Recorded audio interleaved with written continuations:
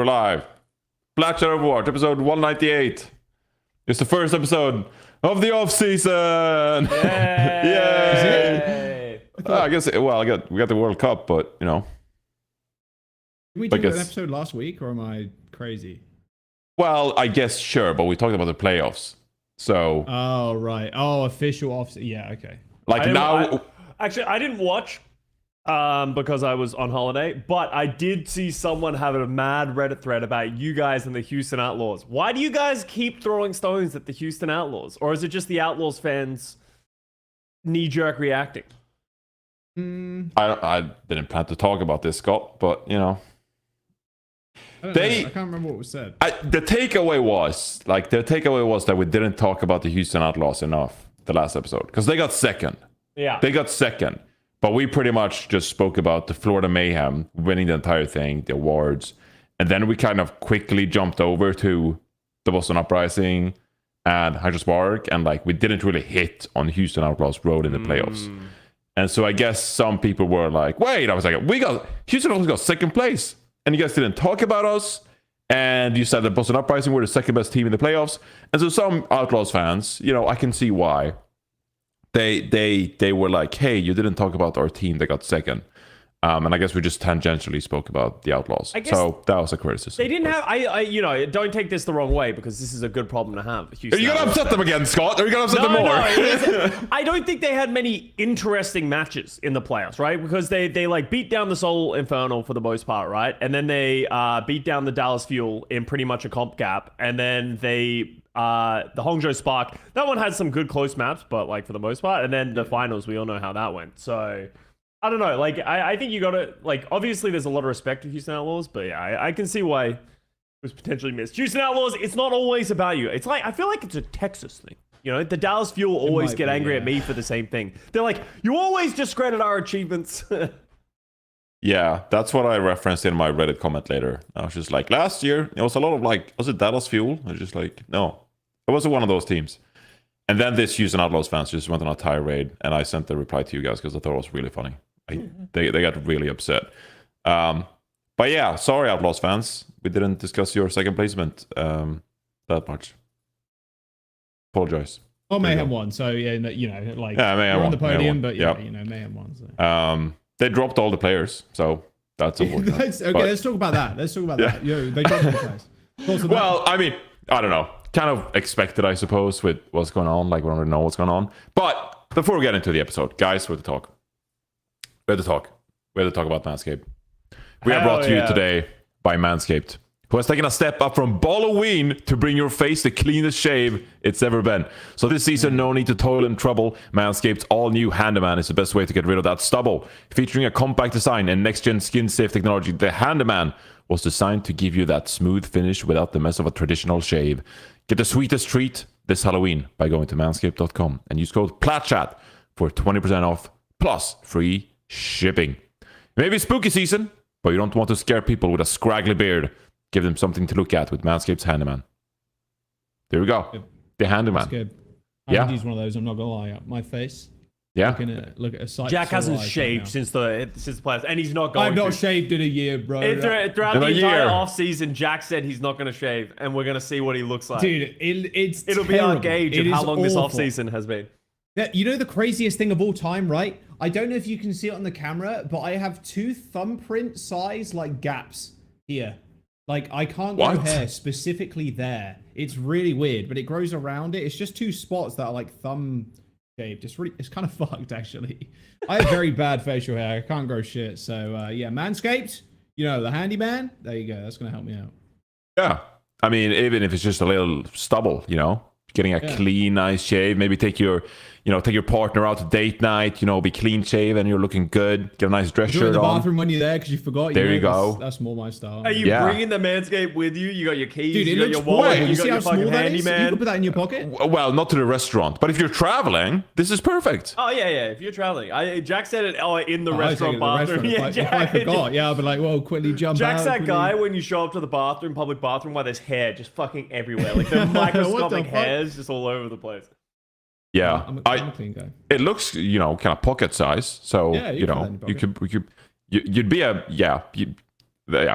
Speaking of that, with shaving in the public restrooms, I don't know. I've never said this take before at Custa, but if you take long airplane trips, my favorite thing to do is brushing your teeth in the airport restroom. Like, it's just a brush up of hygiene. Like, you're just improving your hygiene a little bit. Like, brushing your teeth after a long flight, that shit feels hella good. I'm That's just psychopathic behavior. No, okay, in an airport bathroom, on the airplane. I have to do some trips enough. from like Sweden to Finland to China to Australia in one go. Yeah, you want to brush your teeth. If there's a layover, I 100% get that. Because your teeth come out awful when you're doing these long trips. Yeah, but that's fair. I will say, something just feels inherently dirty about cleaning yourself in any way in an airport bathroom. Like, it's the most unsanitary place. They keep those things like pretty clean for the most part, but I think it's like a bait. I think it's where bacteria is born. It does feel like a bait. It's because people are like been on planes for 11 hours or whatever, and then they get off and then they use the bathroom kind of thing, and that's why they feel dirty. They're probably not as dirty as we think. I guess it also depends on the airport, to be fair as well, but yeah, I don't know. I don't think I'd ever brush my teeth in an airport bathroom. I feel like airplane or airport hygiene is like, slowly but surely it's improving. Like, I feel like there's a lot of modern airports these days. I walk into it, I'm like, oh, this is pretty nice. It's pretty good. Yeah, I like this. There's some nice airports out there. Yeah. Anyway, that's Manscaped. That's Manscaped for you. And if you can actually grow a beard, if you're listening to this and you can actually grow a beard, I mean, if you're like Matt Morello or something, okay? For my wolfman out there with a little bit more scruffed, Manscaped's Beard Hedger Pro Kit has everything you need to tame your mane. So there you go. You can check that out too. They got they got freaking everything. They got the nose trimmer too. I'm pretty sure too.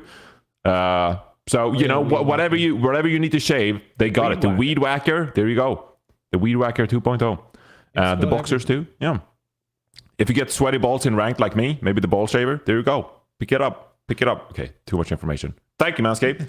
Code Plat Chat, 20% off and free shipping. There you go. While Custa is eating. I'm sorry, Scott. I saw you were just eating. I'm sorry. He's done. Breakfast time, bro. He just got up. Yeah. If you're wondering, by the way, why is Avast not here at Racing Canes? 38%. I was just about to bring this up, actually. Unmovable wait, what? APMT apartment? It's supposed to be appointment, I guess. APMT. Oh, appointment. Right, yeah. Unmovable appointment. And it was the last one. It was the unmovable appointment that Johnny completely ignored. Yeah. So, I don't think Avast is coming. I messed up. So it's just going to be us three. No, I messed up. I was like, hey, Avast, you'll be there. And he'll be like, no, I actually won't be there because I have stuff to do. And I was like, cool. And then I didn't really see that. So we're three. But that's fine. Because it's off season. It's going to be a nice, quick episode. We got lots of fun things to talk about, but no, it's going to be a long one. It's the off season. What are you talking about, Johnny? Okay, it's going to be like a 3.5 hour episode, Scott. Johnny's got an in-depth analysis of season 7. No, not really. Well, I got Minecraft houses to build, but other than that, no, I'm pretty free for the entire day. I'm chilling. I'm finally home. I get to play video games again. I just want to do that again. Yeah, I looked at my calendar, and we got BlizzCon, and I have like 7 weeks or maybe like 6 weeks until Thanksgiving trip. Yeah. And I'm like, oh man, I got 6 weeks to play video games. Man. It always sounds really fun, and then you get about like 2 weeks in and you're like, I'm so fucking bored. Like, games just don't scratch that itch anymore. I don't know, Johnny, maybe you can reiterate this. It's like, now I'm old and I'm not putting like, when I was trying to be a pro gamer or that kind of stuff, I used to just play endlessly. But now it's like, I feel like I run out of steam eventually because Overwatch Ranked, it just does. I can't play Overwatch Ranked infinitely anymore because I get so tilted. You might have noticed, Scott, I took like a 3-4 year break from playing Overwatch Ranked at all. And I've recently just started again, so it's cool. You gave me your ranked energy, and now I'm the one just grinding ranked. Good luck. I like playing ranked for like bits and pieces. I do enjoy it. But can we see the clip, Solomon? Can I get a clip up here real quick? No, you gave them the clip. I sent him the screenshot already. I sent him the screenshot already, Johnny. Don't worry. Can we get the screenshot? I was fucking hot on that shit. No, Johnny. For our audio listeners, Johnny avoided his teammate status by considerable number of players. This can result in longer queue times attempting to find a match. Johnny got avoided so much in ranked that it gave him the pop-up. That's a rare pop-up. How's the ranked experience going, Johnny? Give us a peek through the window. People in Masters too. I guess they don't like an optimistic tank that sucks.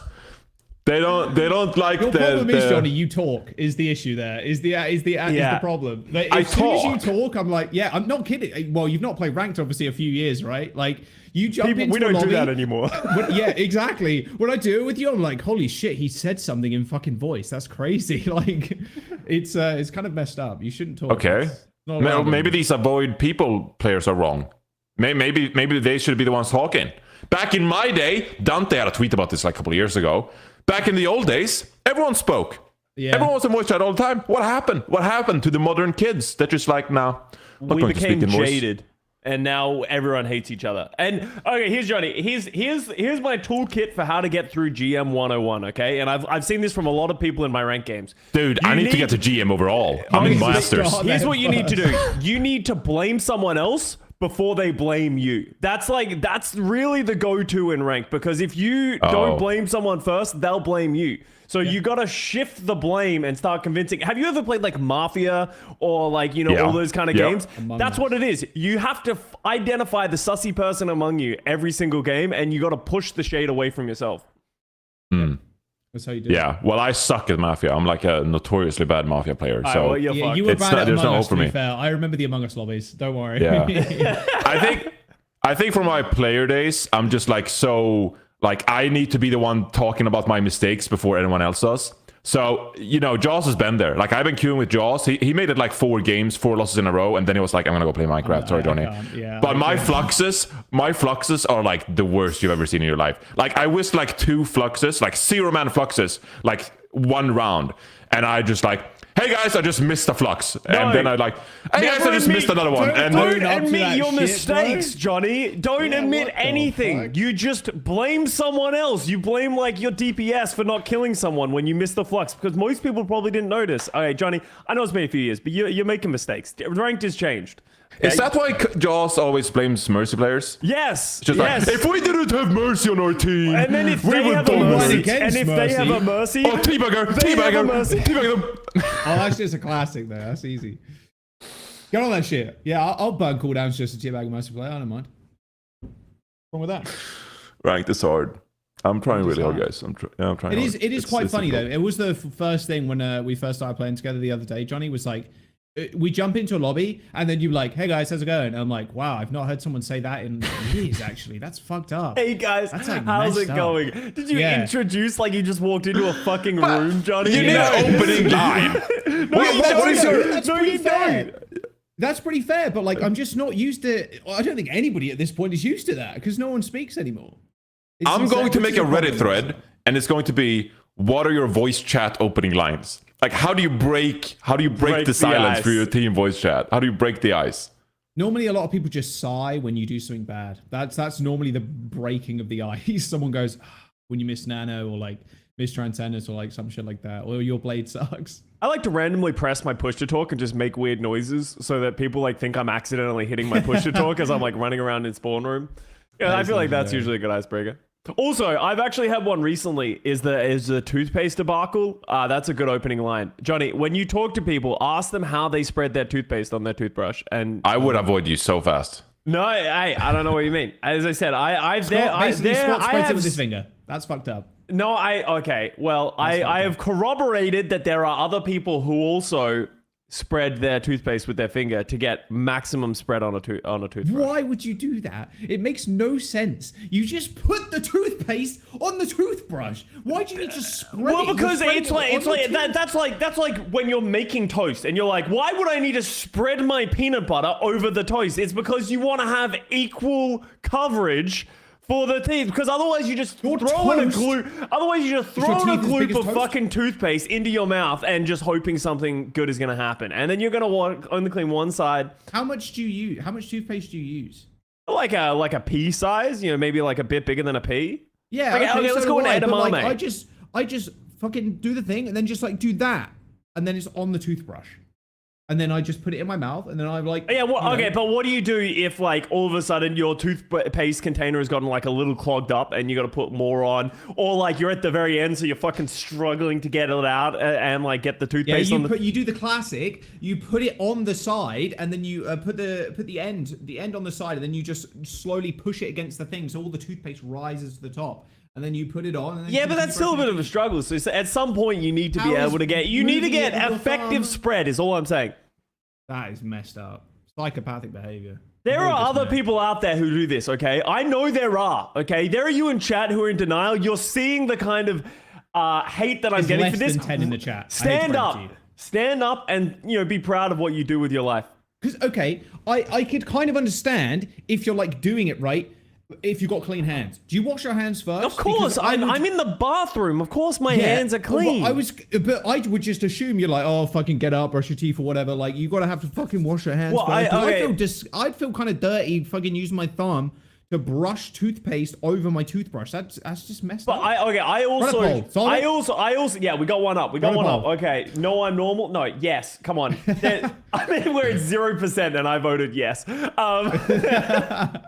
Okay, I brush my teeth in the shower though, as well. I don't know if that's also a weird thing. I don't brush my teeth in the shower normally, but I will do if I need to. Wait, I have so many questions. I have so many questions. First of all, if you have to spread the toothpaste out, the most annoying thing to me is you'd have to wash your hands. You have to wash like your hands. Usually when I'm in the bathroom, I have washed my hands like going into it, right? I've either I'm either going into the shower and I'm washing myself, or I've just washed my hands because I've either gone to the bathroom or something like that. Solomon, you're showing the... Solomon's leaking information. The password was on the screen. Tough. And my second question is, if you're brushing your teeth in the shower... Yeah. Do you keep your toothbrush in the shower, or do you bring it in and then hold it and then you walk out with it? So my toothbrush, I put the toothpaste on the toothbrush and then I bring the toothbrush in and then I actually yeet the toothbrush out into the sink after I'm done with it. You throw it to the sink? Yeah. That's good. It's a little mini game. Yeah, it's like a mini game. It's like yeet. I like that. But the sink is not always clean, no? So you have to wash it. Dude, how dirty are your bathrooms? Okay, we're not in I don't know. Airport, Bacteria builds up over time. How often do you clean your sink? Once a week? I don't know. Yeah, usually. This seems unbelievable to me. There's just a lot of steps. I hate steps, Custa. You have too many steps to your toothbrushing routine. Just fucking take it up, click some toothpaste on it, put it on the water, brush your teeth, and then you're done. What? I don't know. Yeah. This is dumb. Anyway, no. The point is, 95% people said no. And that is 5% of you. That's at least two people or more. I respect you. I respect you. Stand up. What an icebreaker. That's Johnny, that's how you get into a lobby. And then by now, everyone's talking and everyone's on either the same page. Everybody has left. Yeah. The voice chat. No. People just stop talking. Yeah. To be fair, on that topic though, I do find it quite rare nowadays, especially at higher elo, at least GM, that everybody is in the voice. A lot of the time, I'd say a maximum of 3 people, including myself. There's always at least 2 people outside. I will buy the empty Plat Chat spot. Absolutely not. Yeah. Well, no, wait. We need money. Yeah. How much are we talking? Dude, how can we make money on this? Money off tweets, I guess. All right, yeah. What's your offer? Okay, here's what we do. Bad Patch Murray, you can come on the show if we got all of your Twitter revenue from all of your tweets. That's $6 or something. That's nothing. Hey, but when Bad Patchy Murray makes it big because of their guest appearance on Plat Chat, then we will rake in the big dough. I hate to break it to you, Custa. I think everyone, all of us, including BP, might have already peaked. So I don't think we're making it big. But damn, did you hear that, BP? Wait, dude, we're fucking washed, and you're just bringing BP down. Wait, that was too early in the morning to say that. That was too early. Wait. Let's move on. BP, Season 7 is out, boys. Let's talk about Season 7. Yay! Wait, sorry. That was way too crude as a viewer. I'm sorry. It was just a joke. It was just a joke, guys. I'm sorry. Anyway. Eyes of Darkness. Diablo themed. It's pretty cool. The aesthetics are sick, actually. Very Diablo. Yeah. I mean, obviously, it is Diablo.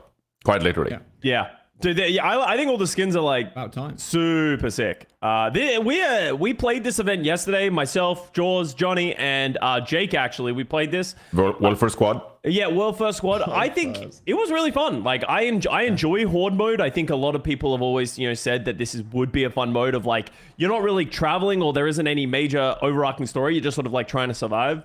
I would say like it was pretty easy from our perspective. Like once you start getting the power-ups, it's pretty easy, and Lilith was like kind of undertuned. But I will say the one thing that I had frustration is I wish there was like an endless mode of this where you just keep throwing more and more shit at me every single wave. And that's how the leaderboard was determined, because like we were trying to get into top 500, but it's like you just got to do it faster, which feels very RNG with how the power-ups work, or you got to not go down, which is kind of random at times. So it's like, I don't know. I wish there was a more skillful way to push, score, but I thought it was fun. Yeah, I mean, we could have totally got a number one if I didn't feed. But like the fact that to get a high score, you have to like just like stay alive rather than, hey, let's just take on waves until the timer like ticks the highest possible. I think it's just more fun, If the entire third point of Blizzard World is just packed with mobs and you're like, holy shit, we're freaking out because there's so many mobs and like we gotta kite ads and like that just seems way more fun. So I agree with you. Yeah. Yeah, I haven't seen that Zenyatta skin. Oh, that's fun. Little ducky that's kind of creepy. Sick. It's good. I think with the power-ups, it's kind of funny. It's just like, wow, these probably were just old talents at one point. I think a lot of those things are being reused and reworked into the game right now, but they were super cool. Like we each played a variety of different characters. The Ryan was probably the most fun because when you used Fire Strike, you Molten Core on the floor too, and I thought that was really fun. And like when you swing as well, it was like a mini Fire Strike would come out, and Zarya was good too because you like speed everybody up, and the little small things like that was actually kind of sick, and we've not seen something like that before. It was easily the best like mini PvE mode that we've had, I'd say, just because of the power-ups. But you aren't wrong, Lilith was piss. Like that shit was so easy, and then the only like hard boss was the Orisa with the shield. That wasn't even a boss though. That's like a mini boss, like but that Orisa with the shield was a nightmare to try. Yeah, it was kill. The hardest one. But if they just had, I think Jake said it, or someone said it when we were playing, if they had Lilith at the end spawn with every different kind of Orisa, like that would have made it very hard, which would have been good because ideally you want those situations to be difficult. We did clear it, a second try? We kind of fucked up the first try when we all did it on Legendary, right? Yeah. And then we ended up doing it second. We were all standing in the Orisa it. bubble and didn't kill any ads. Yeah, exactly. And then we did it the third time and then the fourth time as like one-shots. And it was just like, it's just not as difficult. Like the PvE missions that we did, which were like fully fledged missions on Legendary, which are really hard and we took the whole day doing, but it was super fun. I at least wanted almost the same level of difficulty, if not like just do an endless mode kind of deal, just a little bit harder, a little bit harder. It shouldn't, obviously we're fairly good players, but it shouldn't be like a two-shot or a one-shot some of the time if we don't troll. I think the bones are good though, and that's my optimism for it. Is I think the idea and the concept are good. It's almost there with just some slight tweaks and changes. Like I feel like an endless mode wouldn't be impossible. Literally just make it that more mobs spawn every single time, and then you get to a certain number of waves, and now two Orisas spawn at the same time, and then you don't even need bosses, right? Like because the Orisas and the Ramatras and those kind of mini bosses, like they're all cool little things. Like I think if they can just go down that line, and it's a pretty proven mode when you do like a Left 4 Dead 2 Horde mode, right? Like they've proven that people love that shit and it's fun. If you could pull that into Overwatch, and you obviously can do these little ability things that help you scale and make you feel more powerful, absolutely. Yeah, I was kind of like positively surprised because I guess it kind of came out of nowhere. The way it was announced in the real trailer, like we got this PvE mode, but like the extent to how cool the talents were, and the how good the PvE mode was, because we haven't really had like a fantastic PvE mode yet in Overwatch 2. I mean, I don't know what PvE modes could really come to mind for you except the story missions. I'm not talking about story missions. They're super in a hoodie, by the way. But like Battle for Olympus and like stuff like that, like just didn't hit the same. Like it was like some FFA with some cool stuff maybe, but this was the first PvE mode where I was like, whoa, if we get this on a like semi-regular basis, like I could see myself logging in to just like play these and have fun with them, So yeah.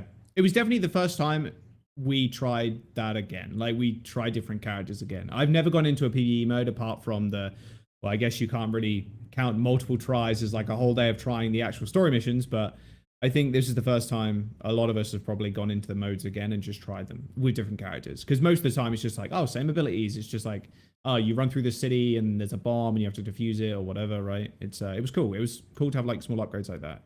This is a semi-regular thing, even if it's like summer games, Halloween, etc., like normal kind of content cycle. I think it'll be good. Iteration has been good over the last like year, I'd say, in terms of small events like this. Can you imagine if every season they had a similar endless horde mode, right? But they put it on a different point of a random map every season, and like it doesn't even have to change dramatically. Just put us on a different point. You can use the same NPCs and maybe throw a different hero that scales like with it. And like I don't think that would be that difficult to make. Like I feel like someone makes that workshop type of mode every like second day, right? Yeah. Right. I think it wouldn't be too hard to do, and it just is something different every single time, and it's like that little bit of extra mode. And I think people would enjoy that. I don't know how, maybe there isn't the demand. Like we like that kind of stuff, but maybe other people don't. But I have a lot of fun with this stuff. Yeah. No, it's good. It is a good time. It's interesting as well, having different heroes. I really like that idea, and having different upgrades as well. And you can always have the same heroes twice, but if the upgrades are kind of different, it just changes the way you play. Because like these abilities actually kind of change the way you play. Like the Reinhardt one specifically, there's an upgrade in there that if you hold shield, there's damage mitigation on other players that like redirects your shield, which is kind of cool. So any damage that's done to a player, it actually redirects your shield. Did you just put the one time we failed? Yeah, like what the hell, Solomon? What the fuck? It's like a 1 hour VOD, and you just picked out where we just died? The moment where we died? Okay, well, I didn't even see the screen. It was the Hammond winning and the Butcher. That's kind of cool. Yeah, it's good. Good. It does alter the way you play, which is the important thing. Yeah. Yeah, no, totally agree. I mean, if you're a Blizzard developer, and you know, I tweeted about this too, but like there was a lot of like positive feedback from the community as well, that there's like they really enjoy the mode. So if you're an Overwatch developer, you're obviously going to look at the reaction to this and be like, how do we find a way to bring talents into these other PvE modes? Because people genuinely enjoyed it, right? I mean, surely there's going to be a Christmas mode, right? Because we always have a Christmas event. Like, you know, get some talents in there and like figure that out, because, you know, we don't know the demand, as Custa said, but it does feel like a lot of people like really enjoy this, and this could be a path forward. And all the jokes about PvE, you know, we abandon talents and all that, but like, hey man, just like a game mode like this, like an arcade mode like this, it's super fun. So, you know, we take what we can get, and yeah, more of this moving forward. I think everyone would make everyone happy, and maybe even iterate more on it, like even make it even better, like bring in horde mode, like Custa said. So I think this is a great positive, and maybe a path forward for more PvE stuff that feels really fun in the game. So I remember this isn't. I feel like people always, when these PvE modes come out, it's like, whoa, where's the fucking campaign, huh? Like, people they have this unrealistic expectation. Like you can see pieces and like remnants of that. It's a mini mode, bro. Yeah. It's a seasonal thing, man. It's gonna go away soon. You know, it's just a little bit of a break from ranked or whatever, or mystery heroes or whatever the fuck you play. They've also said this will, you know, Overwatch 2 is always going to be a PvP game first. So it's like these kind of things, they're always going to be subsidiary.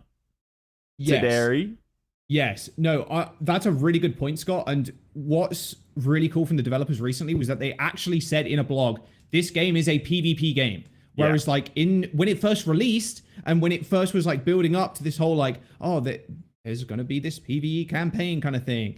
The dev team were like very much split, it felt like, on like whether they want it to be a PvE game. Like originally, wasn't this game supposed to be just purely PvE? Not even supposed to be PvP? No, it was supposed to be like PvP. Overwatch. Like I think the idea, and I don't know if this has ever been like stated publicly, but like I remember like there was always like, pretty sure it was, but it's like the idea was that Overwatch because they wanted Titan, right? Like which was going to be this big world MMO that was built in the Overwatch universe, right? That's what originally where all these like assets and ideas came from. Then they made Overwatch as like, because it wasn't going to work, and they just reused the assets for a game like TF2. And then they did want to go PvE and do what they originally ideated for Overwatch 2. And then they were trying to, you know, potentially go back towards, you know, a Titan-based model. And I think that was the idea. And I think we are well and truly, that is never going to happen anymore. Yes. Like, this is the game now. Exactly. And that's what's, I think, quite important is that, hey, They've said that shit. They actually like communicated that in the blog. It's like, yo, this game's PvE and it's sick, you know, like, and I think that's quite cool. And obviously there are always going to be people that are kind of holding on to that. Well, you know, campaign, story mode, talents and shit. It's just like, well, that's not the focus of the game anymore. And the devs kind of like fully on board with that. I like the transparency they've been, especially talking about the direction of the game recently. And they're not giving up on like small mini events like this, as you can tell, like with these different talents and everything else, and repurposing a lot of those assets. So it's like not completely gone to waste, which is cool. But the refocusing of Overwatch 2, I think, has been quite a cool thing to look at over the last few months, at least, especially with the devlogs. Yeah, I feel like there is a lot of probably like really interesting stuff in the pipeline because of that. Because I'm like, it's almost like similar to like good bones, like as I mentioned about the PvE mode, like there's good bones with the talents here. I feel like we have a lot of good bones with Overwatch, where like you have the arcade, you have the workshop, even like I don't even know what's going on with the workshop. You have competitive, of course, but like I think all of it could improve to a degree. I don't think we're ever going to be truly satisfied with what every mode brings, so there's never perfect, you know. But even if they focus on PvP, that like, hey, this is a PvP game. Okay, well, who is it catered to? Like, I'd love to be in those developer meetings where like, okay, well, who are we catering the PvP experience to? Because, you know, we've been very outspoken here on this podcast about how the competitive experience can be really frustrating at times. You know, the top 500 leaderboard and stuff like that, right? So like, something coming with that. Like, if this game is truly PvP, then who is the PvP experience for, right? So I'm looking forward to see what comes of that. But yeah, I mean, again, refocusing on the PvE aspect of things, like the PvE mode was great. And, you know, PvP has been pretty fun too. So I wanted to talk about the Battle Pass real quickly too. The Battle Pass, I think the Mythic is really cool, but a lot of people complain that it's not super customizable. In general, I think the Battle Pass overall is really cool. I went through all the items, and I think there's some really cool items here. There's some really good skins, like the Wrecking Ball skins, for example, with the infamous nipple piercings. Yeah, the nipple animations. Mm-hmm. Yeah. But even like, you know, I some of the highlight intros were like pretty bad. But that aside, I think in general it was like a pretty good Battle Pass. So good stuff the here. highlight, bro. These highlight intros are not good. Like, what is this? They're very like slow. Normally highlight intros are like boom, boom, boom, big explosion, like bang. But these are like really slow, which kind of sucks. And I do want to echo the point, because I'm not like, a lot of people love Halloween and like scary, spooky stuff, and I think a lot of people enjoy the cosmetics and everything from this Battle Pass. I'm not one of those people. So far, my favorite seasons have been like cyberpunk themed, which I've just finished. That was season 1, wasn't it? Yeah, was it the first season? Yeah, that was season 1. But like, my favorite, like, that's my favorite theme. Like cyberpunk as a theme is one of my favorites across like all games. That's why I like Cyberpunk 2077. But also like Greek gods mythology. Hashtag not paying me, by the way. It's just a good game. And like mythology has been really cool as well. And like Space Opera was actually sick too, because I love like space and shit like that. But this one, like the cosmetics and everything, they're pretty cool. I like them. Farah skin, I think, was one of my favorites. But yeah, the Mythic skin is like a base skin, I think is sick. But overall, pretty disappointing, I'd say. Because there's three colorways, which is pretty normal. And then there's only 2 bow options. Yeah. And then there's nothing else. I'm like, okay, if you don't want to give us like body customization for the Hanzo skin, like sometimes we had the JQ one, for example, where she had changeable shoulder plates. Hanzo's got the same thing where he's got one shoulder plate on his non-drawing hand, I think. Non-drawing? Or was it his drawing hand? Can't remember. But there's not even like 3 bow options, which is like kind of disappointing. If there's no like other customization, at least give us like 3 or 4 bow options. The colorways are really cool. I think they match the Hanzo really well. It's just, bro, it's a Mythic skin. Give us like more customization. They set themselves a standard of like, hey, we usually have 3 different kind of customizations. Even if it was 3 categories and there was like 3-2-2 or something like that, I think people would be okay. But they literally just like remove one of the categories. Yeah, like anything like that. But they probably saw this coming as well. Like, there's no way you can add less customization in a new Mythic skin and not expect people to be upset. It's a cool skin, though. I agree. It is a good skin. Just an extra bow customization, I think, would have gone a long way. Because then you have 6 different customizations options rather than what we have now, which is 5. And I think, honestly, like with a lot of the skins, actually, funnily enough, I don't know if anybody else feels the same way. I think the default is actually one of the better ones. Just like default bow and then default colorway. Although the ghostly one's pretty cool. The one it's like gray and white. I think that was pretty sweet. I almost wonder if we're starting to see an issue that they're having of like, we're in season 7 now, right? So we talked about going into Overwatch 2. There's going to be a lot of things in the pipeline that already exist, that they've already slated and planned, that's already finished and bowed up. This could be the first, like, maybe we're starting to see the issue that they're running into of, like, the development time that they need to produce these skins. They need to be able to churn them out faster because maybe they just ran out of time to add extra levels of customization. Very fair. Yeah, but I do feel like, you know, obviously, like, they make this entire battle pass, and there's so much that goes into a battle pass. There's so many great skins, and, you know, not only skins, but cosmetics in general. But, like, the mythic skin is it. You know, that is going to be... you know, the profile picture or whatever you want to call it, like front and center of every battle pass, right? So you need to get that right.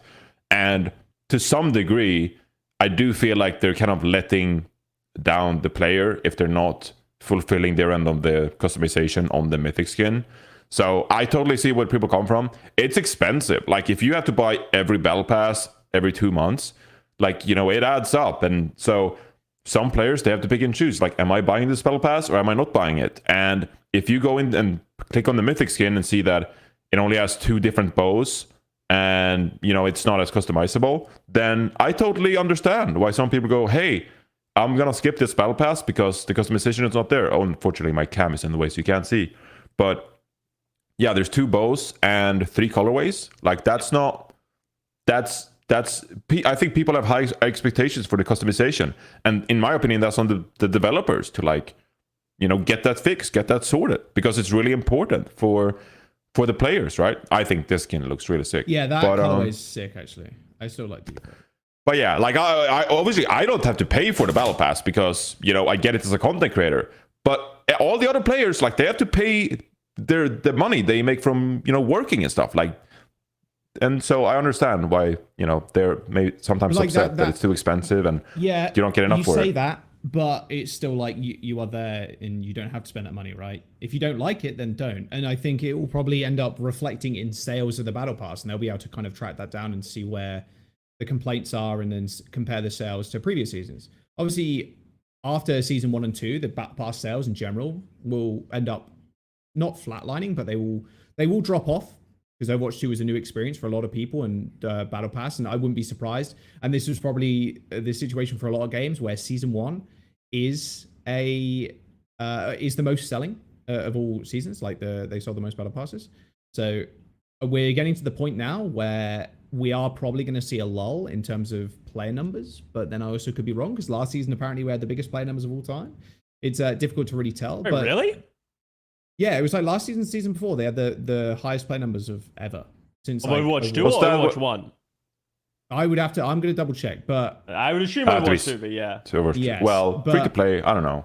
They had, because it's free to play as well, right? Yeah, but because it went over to Steam. Oh, it was because we went over to fucking Steam. It was there wasn't a ton on Steam, was there? Yeah, but people have been looking at the metrics. We don't have a ton of players. I remember reading in a blog that it was like some of the highest play numbers we've seen. When that's Overwatch 1 compared to Overwatch 1 and Overwatch 2. There you go. There's the colorways and shit. But you really don't want to, again, set a precedent, like you were saying, Scott, of like only having this many different kind of variations when this is your like poster. This is your poster boy or poster girl or poster hero of the season. So, I mean, at least give me like changed haircut and face or something. Like I don't want a mean Hanzo. You know? I think it would have been fine if it was 3 bows. 3 bows, 3 colors. I think that would maybe, yeah. But 2 bows and 3 colors, I think that's just below the minimum that I'd kind of expect for a mythic skin. Yeah, I mean, you can't go much lower than that. It's people's choice to buy this shit, right? And they're going to see this in the sale numbers. So true. It's definitely something they're looking at as well. Also, Hanzo's been disabled because you can permanent storm arrow. Happy laugh. Yeah, that was so stupid. I saw that on Reddit this morning. What was happening? Was he like firing? The bug is so fire now. In the controls for like a lot of heroes, it's like accessibility controls. Yeah. But like now you can just permanently storm arrow. Like look. So for the people who don't understand what toggle means, so instead of holding down to load up your arrow as Hanzo, you can toggle. So you press your button once, like you're clicking the mouse. and there's a bug that you can just, I guess, click repeatedly, and you just fire off like insane storm arrows and deal a lot of damage. So they have to. Yeah, it looks like he draws it once, and then every subsequent draw just is almost at full strength. So that's kind of funny. Yeah. Or at full strength, because they're one shot on the bots there. So. Yeah, they have to be at full strength there. With how much damage they're doing, there has to be some level of full strength there, right? Man, ranked this morning must have been miserable. Yeah, once people they were pretty fast on this. Yeah, they were pretty quick, actually. It reminds me of that Bastion bug where you had like unlimited old stuff or something like that. That was really fun. That was fun. So yeah, Hanzo's disabled. So if you got the mythic skin, if you purchase the levels for the battle pass, you can't play Hanzo. There you go. Yeah, another bundle was released was the World Cup bundle, the fundraiser bundle. If you wanted to support the prize pool, you can now buy Water Warrior Sojourn, and it's part of the crowdfunding mega bundle. It's 22 items. One complaint that I've seen is that you can't buy the skin separately, so you have to buy the entire bundle. I believe 3,200 credits translates to like $40 or something like that. It's like $30 US. It's 30. I'm pretty sure it's a 1-to-1 on like on US dollar. Yeah, dollar per 100. I'm pretty sure. Yeah, dude, it kind of there's two bundles, right? There's the one with the Sojourn skin, the legendary Sojourn skin. There's one with the Lucio, which, by the way, I'm pretty sure some people already have that. Because I remember when they first got added to the game, people were like buying them through the hero gallery hack, which was go in the filters and then show unowned and then show World Cup, and then they were all listed and then you could just buy them. So I'm pretty sure I've seen that Lucio skin in game already, or maybe it's a different colorway of it. I'm not sure. It's a different colorway. They've had soccer ones in the past. Oh, okay, yeah. There's because I remember seeing the World Cup skins before they were like supposedly released. The big problem with this bundle is that you can't buy the name cards separately. Yeah. And I think that's a major loss for like a lot of people that want to support their different country. Don't want to spend $32 US. Yeah, $32 for all of them. And like, it's great that there's a lot of content in the bundle, but the problem is you can only use one goddamn name card. So like, really, it's not like a lot of items in a way. If you could just buy the name card separately and buy it with the Sojourn or the Lucio, I think it would be way better. Like a Sojourn, US or UK or Korea banner, and then the charm. Yeah. And then that's the bundle. And then you have one for each country, and then you can just like mix and match. But I only want the UK one. Oh, I want the US one. I want this one, right? Or just like buy the name card separately and have that contribute too. It's just strange that you have it all in one bundle. And you can sell it at a premium. I think Valorant does this with their bundles, where if you want to, like, their bundles that are like, let's just like say it how it is. They have like $150 bundles, right? Like, you know, people like to complain about Overwatch, but Valorant is like giga expensive for their like big gun bundles.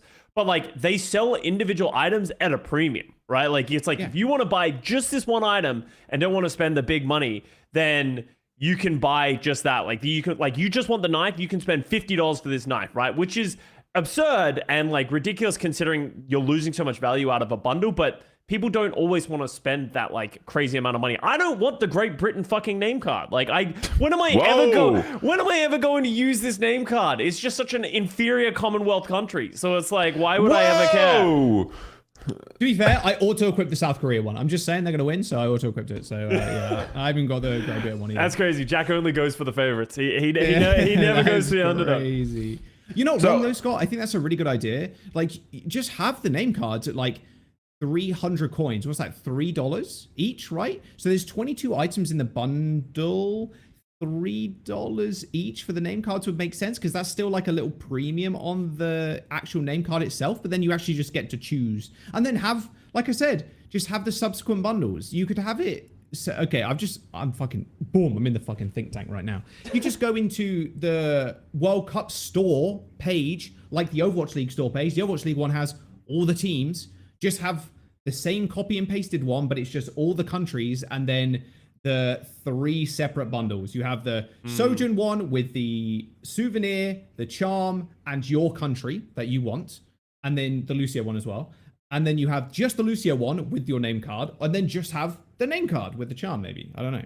And then there's the easy way to kind of like break it down so it's not just a giant list of different bundles, you know? Like, and there's a social aspect you can do there of like how many people bought each country's individual banner, right? And then you can like, that's a fun little poll thing that you can put up of like, hey, Brazil, you know, we love how vehemently they get behind their teams. You know, they're like, Brazil was the most sold name card out of all of them, right? And that's a cool thing that people can fight for. You can almost have it as a live thing in the game. You would sell more. You would sell that's more the because thing people too. like, I want to represent my country. And then they I would don't want to that. spend $32. You know, like you would just sell more if you just sold those name cards individually. Yeah. And then have the charm come with the bundle. Like if you just want to buy name card, fine. But if you want to buy the bundle with the Sojourn skin, you get the Great Britain one, you get the charm, the souvenir, and the Sojourn skin. Like it just, and then sell that at a little bit of a premium, or like sell that as a base price. And then if you want the giant bundle, like I'm sure some people do, like I bought the giant bundle for $32, so you can have everything, and that's like slightly discounted if you can buy if you want to buy everything else too. Like, yeah, it's just such a weird marketing technique. I don't know, kind of strange. Yeah, I mean, I feel like there's a lot of decisions that go on with the shop that I do not understand. Like you know, and there it's you know, multiple people. Like there's an entire team that probably works on that shop, and they make decisions based on, you know, their degrees and their business experience and all that, and they probably know that stuff way better. So, you know, I'm gonna let them cook. I don't know what goes into making a bundle versus selling individually and countries and having different laws and all that stuff. I have no idea. So it feels like I'm, you know, pleading the fifth here a little bit and like not giving my opinion, but it's probably super complicated. I don't know. So, but you guys are right. Those were a lot of great ideas by you, Jaws and Custa, right there. If I worked on the team, I would have listened to you, and I would have sold them like you just said right there. That was really good. That was really good. I make you more money. You give us said money. Yeah, you give us a salary. Negotiations are open. You know my email. Employee benefits. Employee benefits. Employee benefits. Healthcare in America. Need that. Dude. Yeah, holy. Yeah. Okay, moving on then. So season 7, talking a bit more about the gameplay aspect of things. We got new patch notes, of course, and there's no huge patch note. I mean, there's the Sombra rework. That is the biggest thing that is hitting the servers, but there's some, you know, tank adjustments, and that's about it. So like no major changes, which to me is pretty disappointing because I play tank and I'm getting absolutely feasted on right now. I'm getting dominated. What do you mean there's no the funny thing as well is they also buffed the Mei left click to make it just even more obnoxious for tanks. It's just old Mei, so they went back to what we already knew was gonna suck. So it's kind of funny. Yeah. So I will say that reversion of the slow down then right click is good. Is so good. Yeah, I agree. Because as soon as I started playing that new Mei, I'm like, this shit is so dumb to play against. Because you just get you get them to that freeze state, and there's like a small animation, right? And then you just hit right click and they die. It's just like or it's useless, right? Like it's useless. Yeah. Because you either like, if you can get them to that freeze state and you can hover them and then you can like punch them or shoot them with a right click, that's great. But very rarely does that happen. So I think going back to the old is obviously them being like, well, we want people to be able to flip between them both, right? You want the left click to feel like it's there to slow down the enemy from running away from you, and you want to use the right click to do most damage. But the left click, I feel like just going up to 100 damage per second again I think that might be too high again. Like I don't mind if it slows a lot and that's kind of like its purpose, but if it does that much damage as well, it really sucks because you don't even really need to aim it. And so I think a lot of people is just, especially tanks, I've heard a lot of frustration from them. I mean, this was literally the problem prior to that small update that they tried to fix, was that Mei was just doing, you don't need to right click, you just left click, and people just die because you don't, like you said, you don't really need to aim it. It's like Moira, it's like a little bit more concentrated in terms of the cone of damage than Moira, but it's just like you walk towards people and they can't run away. Like it's just really silly. That should be like 80 DPS or something rather than 100. 100 is ridiculous. Like, not like this is going to happen a lot, but if you had damage boost on top of that as well, holy moly, you're dying fast. And it does punish the role that gets punished the most in the game, which is tank. So, I do think it's a little bit silly. They should probably tone down the damage to 80 DPS, maybe 75, and then see how it goes from there. I also think one of the big things that some people are feeling right now is like nothing really got buffed. Like the Sombra got changed, but everything else kind of got nerfed across the board. So it doesn't feel like there's any shiny new toys other than Sombra. But I've heard that's like a good point. Fitzy has made a tweet today saying that they've been avoided. They have the Johnny issue, which was getting avoided by too many people because I don't think I think the Sombra's interesting. I want to see how it plays out, but like right now, people aren't good enough at playing it. The Translocator feels like the problem with the Translocator is that people are playing her like she used to be played, where they would go into the backline and then they're throwing the Translocator, but they can follow you now. Like if they shoot you and you don't get the invisibility, you can just be followed and you die. So that's the issue I saw a lot of Sombras having in my games. But I don't know. Like it just doesn't feel like there's anything fun and exciting to like mess around with right now, unless you want to play Sombra. It's so easy to chase Sombra down. Like the amount of Sombras that I've had in my games recently that like do bottom of the leaderboard damage because obviously you just don't know how to play the new Sombra yet. And she's more of a brawler now because you don't use Translocator to zip across the map. So people are trying to like flank a Sombra and then use Translocator to get away. But it lasts for 0.25 seconds or impacting with like a wall or something. So like it's so easy to just, well, she Translocated, let's fucking kill her now. Like she's not difficult to kill because yeah, she jumps in the cloak or jumps into stealth, but it's so easy to kind of shoot in that general direction and then just discover and just kill her. The virus is kind of interesting. I've not really played against too much Sombra to really feel the wrath of the virus, but it does do a lot of damage. Yeah, it's good against tanks. Like yes. Oh, even backliners too. I mean, 100 damage over 2 seconds plus primary fire. I don't think you should be in the backline anymore as Sombra, right? That's sort of the thing is like, I think Sombra kind of is a tank buster these days, in my opinion. Like you're just sort of shooting them, you're hitting with the virus and you're just sort of pumping out damage and trying to get EMPs. But as I said, I think especially with the nerf to her EMP, that it now only does 30% of health percent remaining, and then the ultimate charge increase. Like obviously we have barely seen, or scratched the surface of what Sombra can do, but right now she doesn't seem that strong in her current state. Yo, Solomon. Maybe she's OP, but I don't Solomon, know. bring up this Sombra gameplay right now. Bring up this Master Sombra gameplay right now. I thought Sombra wasn't that good too, because like you said, Custa, like the amount of times people have been talking a lot about like what tank should you play. A comfort pick for me is Winston. Like I like playing Winston because you can leap around and you get the bubble as well. You can play around the bubble. And I just there's been a lot of times where I'm playing against a Sombra and as a Winston, when they Translocate away, I just leap after and I finish off the Sombra and the Sombra just dies. And so yes, Sombra is way more vulnerable because the Translocator kind of sucks. But I do feel like Sombra still is like strong if played correctly, and I'm not saying I'm playing it correctly, but like I could totally see like the great Sombra players of all time really like utilize this hero to its fullest because it plays really fast. Like the virus cooldown is really low, the Translocator cooldown is actually really low, hack cooldown, like these are all low cooldowns, and you get into stealth immediately when you Translocate, so it makes for like really fast pace, kind of like proactive gameplay. And so I actually think there's quite a bit of potential with Sombra as a whole. So I was really down on the rework. I was like, I don't see it, but I kind of do think there's something here. Like I genuinely do think that this could be good if someone picks up how to play it correctly. I think she's definitely a lot more frustrating. A lot less frustrating to play against because she's not just perma in the back line, just waiting for someone to make a misstep or whatever, and then hacking and then killing you. It's very much we found her, so she's probably going to die. She actually has to play around herself better than she used to be able to, because when she used to be able to play stealth and play Translocator, oh, I got discovered? Okay, Translocator, I'll have her across the map. I'm done. Like, I get out of here. But now it's a lot more risky, but the reward is a lot higher, which is going to increase the skill floor of Sombra for sure. And you do a lot of damage, but you in a way, Johnny, you're playing it right here, right? You're like scouting kind of, but you're not going too far into the backline where you can get dove on and jumped into, and like your Translocator doesn't really do much. You're like playing near the payload dish, and you can throw it back to your team and then get away. But you're not playing anything like crazy risky. I can say something. Crazy, yeah. Holy moly! But I can say something you're gonna laugh at real quick if you want to.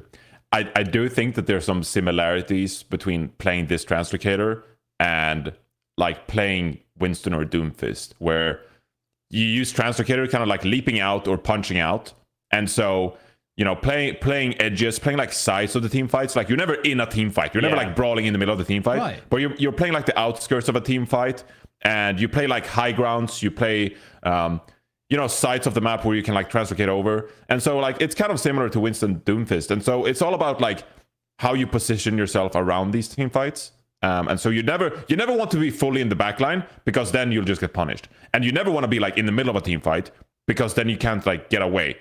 But if you play like here, like if you play the high ground here, then you can like translocate if the Winston commits on you, right? And really so I feel like it's like people will learn how to play the or position over time. But yeah, I don't know. We'll see how like pro players do it because it's probably. I mean, I'm playing against fucking like diamond players, so you know, this is not the greatest showing of Sombra of all time. No, I mean, you make a good point. I like the comparison actually between with Doomfist and Winston because with Doom, with Doomfist it's a little bit different, right? Because you want to use punch to engage as well and like hit people, but you are playing on the periphery sometimes. Same with Tracer in a lot of aspects too. You're not like straight up in the back line unless you got recall. Same with someone like Translocator and stuff. I didn't realize Translocator still cleanses you. That's kind of wild. Wait, it did? I didn't even... Yeah, when you got hit by the anti-nade and then you use the Translocator and it got rid of the thing. That's okay. Yeah, but that's really strong, right? Now you have like a cleanse, right? So you get anti-Translocator. Yeah, you're right. Yeah, it did. So what's that? That's anti. Floor, right? That's anti. That's probably bleeds. That's probably a lot of bleeds and stuff like that. If that cleanses Junker Queen ult, then that's kind of silly. Well, it would do, wouldn't it? It would, right? Like under the idea of how those abilities work. Oh, you got discovered. Cleanses Alaria ult and that kind of stuff. So it's like I think with the change to it, I don't think it should because that seems like a very strong combat like cleanse. But like a stim in a way. Yeah, exactly. But I don't know. It is what it is. I think, you know, at the end of the day, it's just more fun than Sombra was in the past. And I think they needed to make these kind of big changes to Sombra eventually to be like, hey, because old Sombra, you know, I know there are Sombra players out there. It's just not fun to play with as a team or against because your Sombra player is playing a completely different game. They're hiding behind. They're never really fighting with you effectively most of the time, right? And playing against it was just incredibly unfun because... Oh, you're playing with Matt. Oh, he has not been in the kill feed this entire time. No, he's in the kill feed now on the death side of things. But he did get a 2K earlier. It took me that long to fucking realize. Oh my god, I am sending this clip right to you right now. Talk. I think, on your point, Scott, I think what's been quite cool is that they are addressing the heroes that are like stuck in Overwatch 1. Like Hog, they're also addressing, right? They're doing the rework and shit like that. He also is frustrating to play with and frustrating to play against because he is off doing his own fucking thing, getting hooks and shit. And I think addressing those problematic heroes that don't really interact with the team a whole bunch. I mean, Sombra does, I guess, right? With the EMP and like jumping in. But most of the time she is, or old Sombra at least, was like behind the enemy team, shooting people, translocating away and like yada, yada, yada. And not getting punished if you're a good Sombra player. I think it's good that they're like addressing these kind of problems slowly and just bringing everybody more in line with like how Overwatch 2 plays, which has been nice. I think over the last few months, like seeing them come out and say, hey, okay, Hog's an issue. Although that, to be fair, with that character, there's no fixing that character. I'm just saying, if they want to keep his identity with the hook, holy moly, they're going to have to rework that to something crazy because to keep the identity of a Hog, taking away the hook will be the last thing you want to do. And God. It's like the Mercy debacle. If you can't get rid of Mercy's res because that's literally the identity of her character, even though res is very contentious as a whole. What is this? I don't think they'll ever do it. What is this? It's just me and Matt. This is the first game we're playing. Matt came into my chat, was like, hey, let's play a game. This is the first game we played together. Matt rolls out on the new Sombra. We're on defense on Dorado. He didn't read the rework, did he? Dude. What did he think he did with his translocator? He's been casting this game for 6 years, and he didn't know there was a spawn door there. And he forgot there was a spawn door there. He forgot there was a spawn door there. And the Lifeweaver detected him. And how loud? Okay, how loud is the NBA in the background? Because that door makes a noise when it opens. Like how loud is that in his head? He claimed he was reading his new abilities while he was waiting at the spawn door. Honestly, I believe that. This guy. Yeah. The Lifeweaver POV was really funny. But yeah, that's Matt Mr.X for you. He loaded into Overwatch again. That's what happens. He loaded into Overwatch again. Yeah. What the hell? Nice. Hey, that was not too bad. Oh, Johnny. All right. Big. I thought Solomon was going to call me out again. I'm living in fear of the Solomon clips. Yeah, yes. Live by That's really Solomon, die appealing. by Solomon. Yeah. All right. The 30% damage, like it does hurt. Yeah, you notice that it's like And it's a skill shot not too, as powerful. which is, the And virus is just also, quite cool. this is something I didn't realize because it wasn't like super prominent in the patch notes, and I only found this out like halfway through playing the PvE. That you don't do more damage when you hack people anymore. Like that was something that like wasn't explicitly stated, but it was removed from the way that Summer is played. So kind of cool. Yeah, because hack virus would be like an insta kill. Yeah, like people would just die. It would It be makes sense, and I like the crazy. change, but just kind of like a PSA to everyone because it took me a little bit to realize as well. I was like, I don't think I'm doing more damage. Yeah. Although in the PvE currently there is an upgrade where that is a thing. Yeah. which And is she does more quite cool. damage just naturally anyway, so you don't need to hack people. So Yeah. Pretty Yeah. sweet. There you go. Summary work. Happy they're addressing these problematic heroes. Yeah. I'm gonna take a couple minutes now to just complain about the fact that I play tank and that playing tank right now kind of sucks in the game. I just because I've seen a lot of my tank brethren. I know there's a lot of tank players in the chat. I know we have tank listeners. There's people on social media, tank players on social media. They're in pain. They're in agony because they don't know what to play. The meta is like Sombra, Bastion, and we are in pain. Like in Diamond, I don't play in Diamond, Solomon, but it feels like you can't win. It feels like you can't win. Sombra, Mei, Bastion. Sometimes, you know, if they bring out the Orisa, then you kind of have to force like Zarya into shit. It is painful to play tank because it doesn't feel like you have a reliable go-to tank pick. It always feels like you're getting countered in some way. Whether you're Sigma and you get hacked out of your flux, whether you're playing Orisa and you know the enemy team is playing Zarya and then you can't like mirror it because you're damage players. It just sucks playing tank right now. So I'm just complaining for a little bit. I'm just whining. But it kind of sucks to play tank. That's all I gotta say. And there's no great hero to play. ask L plus ratio plus support is better. I kind of feel him. I did have a tank player in my game the other day that was just like every time the enemy tank swapped to counter pick was just like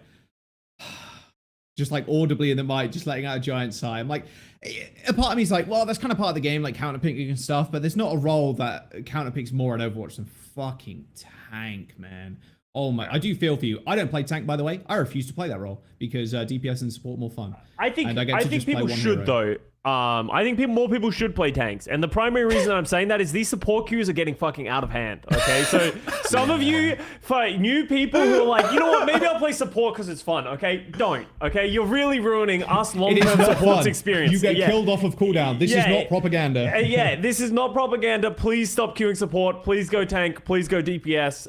You know, it's really ruining my ability to have fun. An Omega feed, says the Reddit comment. That's honestly like I got like a majority of tank players are just like either it's fuck it we ball like the one above, or it's like play Rhine and you know like or you just force like Orisa Bastion.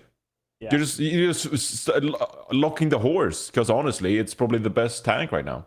So it's so funny that Orisa is one of the best tanks right now, and that she was, before the Orisa rework, everybody was like, wow, this hero is boring as shit to play. And there was a comment just down there as well, if you scroll down a little bit. Something about Orisa. Yeah, Orisa, i.e. the most boring tank in the game. Season to skip for tank players. I mean, it's so funny because Orisa was the most boring tank in the game to play. She had a ton of new abilities. I think the character in general, with the spear, with the spear spin, the ultimate, it's pretty cool. It's fun.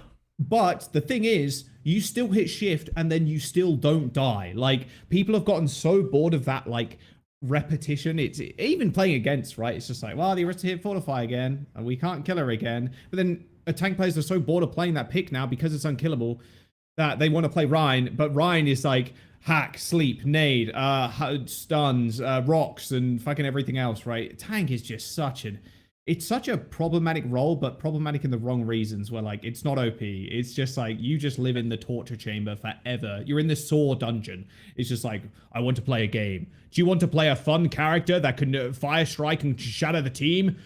Well, you know, stick your hand in the meat grinder. Well, if you want to escape alive through the door of safety and hug puppies and kittens for the rest of your life, play Orisa. You know, like it's, What is bro, saying? it's frustrating. it's true. Orisa's the fun police. No, but I actually think she's fun, She's fun when the opposition is not playing Orisa. Because I think you just kind of run through and you can do whatever the fuck you want. But Orisa mirrors are the most boring thing in the world because you just sit there shooting at each other and you realize neither of you are gonna kill each other unless you don't get healed, which is never gonna happen. So it's like you just fucking fortify. Oh shit, I got that cooldown, and then they spear spin, and you're like, oh shit, and then you're like, I can kill them, and they get healed, and then they fortify again, and then they spear spin, and then you're just fucking shooting at each other, doing absolutely nothing. Yeah, that's my problem with Orisa. But against like playing Orisa versus like Doomfist, I think is really fun because it's like hitting your javelins matter, like you're doing damage, you're trying to run into the backline and stuff like that. Hey, when you don't have to mirror, everything's really fun. Like, who'd have fucking thought, you know? Like, look at fucking Overwatch League. Or any competitive Overwatch. When you don't see mirrors, the game is more fun. But the problem is getting the balancing act of like not forcing a mirror is like so hard. But then at the same time, newsflash, everybody already fucking knew this. When some characters are meta, the game sucks. It's just a fact. And Orisa, if she's very strong, the game sucks to play Orisa metas. For like support is also very boring in Orisa metas. Because if it's like bad, even if you're playing Zen, you shoot the enemy Orisa, it's cool to land headshots. She hits shift, she can't be headshot anymore. Even Discord doesn't fucking kill her because she has middling HP and armor and heals at the backline. Like it's just not fun. When Mei is meta, it's not that fun apart from the Mei player and the Mei one tricks, right? When Mercy's meta, in my opinion, like it's not fun because it's just like damage boost and getting res. Like there are just some heroes in the game that just should never be like perma-picked or mirrored into because it just makes the game a less fun experience. But in saying that, the devs still want people to be able to pick what they want, but then also kind of balance the game so everything can be played. It's like, if everybody played Ryan all the time, or everybody played Winston all the time, Doomfist, whatever, the game would be a lot more fun, but then other heroes would just become redundant and be throw picks. You just can't win. I might be wrong here, but I feel like it's not even the problem is not even that Orisa is too strong. It's just like that Bastion is too strong. So like you need the defensive cooldowns. So either you need to play Sigma with a shield and the suck thing, I forget what it's called, or you have to rotate the Orisa cooldowns. Because you need the defensive cooldowns. Because you can't play ball, you can't play monkey. Even Ryan against Bastion, like holy shit, like you melt, right? And so it's not even like that I want to see Orisa nerfed. I just want to see Bastion nerfed to open up some of the non-defensive tank heroes a little bit. And I feel like you could, play some of those other heroes. It's just exactly what I just stated. When things like Mei are meta, Bastion, like these heroes that do one thing and they do one thing very, very well, it's just so hard for the tank player not to pick the character that just can survive all of the fucking damage. Like you said, Orisa's meta in a way because Bastion is so good. As soon as Bastion pops the fucking turret mode, like Wheels mode, you just hit shift and you're fine. And like with Mei, it's just certain characters that force other roles to be on non-fun picks. And I think Bastion and Mei, those kind of characters are just a symptom of the tank issue overall. Also, is anyone really enjoying Bastion? Like, are any damage players like picking Bastion and just like, oh, I'm giggling in voice chat. Bastion is so much fun. I'm loving this. This is a very fun experience. You're moving slower, dealing a lot of damage. Like, some people like doing a lot of damage. That's epic. What do you mean? I love popping turret mode and they just I think I enjoy Bastion. I actually think he's kind of fun. Like I think he especially with the grenade, you can push yourself around. Like it's definitely not. Okay. Here's the question for you then, Custa. Here's the test. Okay. Here's the test. If you let's say theoretically you're streaming and you say for this week I'm only going to stream one hero. I'm going to stream 8 hours a day and only play one hero. If you got Genji, if you're just gonna one trick Genji 8 hours a day for 5 days, you could probably get away with doing that. Hell, even Reinhardt, I could do that. If you have to force Bastion 8 hours a day, 5 days a week, no. Who plays Bastion 40 hours in a week? There's no way. You'd get so bored by like day 2 because you're just going to wheels mode and just. Well, I think the thing that makes Bastion unfun, and this is like similar to a couple of these, is like there are some situations where Bastion just sucks ass, and you're just like you just die over and over again, right? Like if they have long range hit scan and like they're just like and like a Sigma, you kind of just don't do anything, and that's what I think Bastion is unfun. Is like you don't really have mobility, so if you can't get into turret mode and do actual damage, then you just kind of die to things. It's such a boring hero. I don't get it. I think you're underrating. I feel like I think since the rework, Bastion has become dramatically more fun. And that maybe we've been too negative Nancy here. I do need to give props to Blizzard. All of their reworks, in my opinion, they're definitely not flawless. There's definitely been some issues, and they're definitely iterating on it. But in general, they've made the game more fun and more fun to play against. Like, they need to keep going in the direction. I hope Hog follows that same ideology of just, like, make it more fun for your team to play with and to play against. That's the heroes that everyone thinks are incredibly fun and no one has a problem with are generally for those reasons of, like, it's a skill-based hero that doesn't make it feel like you're not playing the game. And like you said a moment ago, right? Orisa is that. Spear is cool. Terror Surge is cool. Yeah. She, like, runs people down. It's pretty sweet. Spear spin could be used in, like, really unique ways, pushing people up against walls and then, like, spearing them. Like, that is unique, and it is also not old Orisa, which is just shield, shoot, pull. I'm pulling, shield, shoot, I'm pulling. Like, that shit was so dumb. Like, one of the worst design heroes of all time, I think. Like, for, like, the fun aspect of the character. But it does, again, lead into the fact that, well, now we just force Mirror, and Mirror is very boring. Another small topic I want to bring up too, by the way, we got to chill on the deployables. My God, the summons, I cannot take any more summons. We aren't fucking Yu-Gi-Oh! I'm not Seto Kaiba and summoning my fucking blue eyes white dragons in the form of turrets and healing pylons and everything, you know what I mean? We're not going to the fucking Toon world and summoning Toon monsters to, like, me sitting there as Arno, like, oh, let me shoot the deployables, let me shoot the Torp turret, let me shoot this. We gotta chill on the fucking deployables. Like, I think Alari's healing pylon, we might be at the limit for the amount of things we can throw on the map and then absolutely dominate casters for kill feed reading. Like, you've got to stop. The amount of times you see the little kill feed box and it's just a stack of them because the Sim TP died, the Torp turret died, a healing pylon died, the mech died, like Immo field died, like all these things are like dead and you can fill the kill feed up with them. I think we've reached the point where we need to stop adding deployables too. I concur, and while we're asking for things, Johnny, before we move on, developers, if you're listening to this, I have a very simple request. Can you please bring back they fell off the map icon on the kill feed? Where is Why that? did it go away? You brought it in and everyone was like, this is really cool. And then we went to Overwatch 2 and it died. And there was no explanation why. And I feel like it's really a cool element. So please we bring had that it back. in Overwatch 2, right? We had it at the beginning. Yeah. No, did we have it at the beginning? I thought it left when Overwatch 2 came out. Oh, look at that. Yo, I got a 4K, guys. I got a 4K. I killed Lamp, Genji, healing pylon, and I got the enemy diva, enemy diva suit. Hell yeah, baby. Value. It's actually insane. You know what? At this point, by the way, Clairvoyant makes unreal tweets. But at this point, like, we need a separate kill feed. Let's muddle the screen even more by separating the kill feeds into the summons kill feed and the actual kill feed. I'm just saying it would help casting a heck of a lot because, my God, do I hate seeing fucking summons getting killed in the fucking kill feed by just random shit. Like, Jesus. But being real, if there's any more deployables, I think we're going to reach some sort of point where it's just summons versus summons and it's just... Oh man, it's pain. Hell yeah. That's a good meme right there. Their tweets are very good, I will say. All right. Memes. I have to bring up one more thing. Just quickly here then, okay? While Custa is speaking about death and the removal of the logo and all that, I want to pronounce something dead. This might be a hot take right here. Okay. The honorable Reinhardt duel is dead. There are no more honorable Reinhardt duels. I've queued into ranked, and there were opponent tanks who are like, Johnny, please, 1v1 Rein me.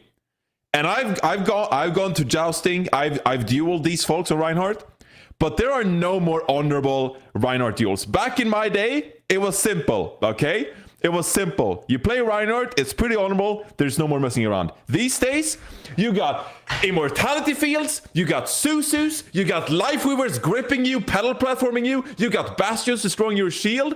There is so much shit in this game now that it is impossible to have a fair Reinhardt duel to determine who is the better Rein, okay? If you hit a big shatter, that might be it, because you won't get another opportunity to shatter again, because there's so much garbage abilities in this game that just like, oh, you're Susu'd, so I can't pin you, and also here's immortality field, so shatter doesn't matter, and like, there are no more honorable Reinhardt duels. There are no more honorable 1v1s in the tank role in this game.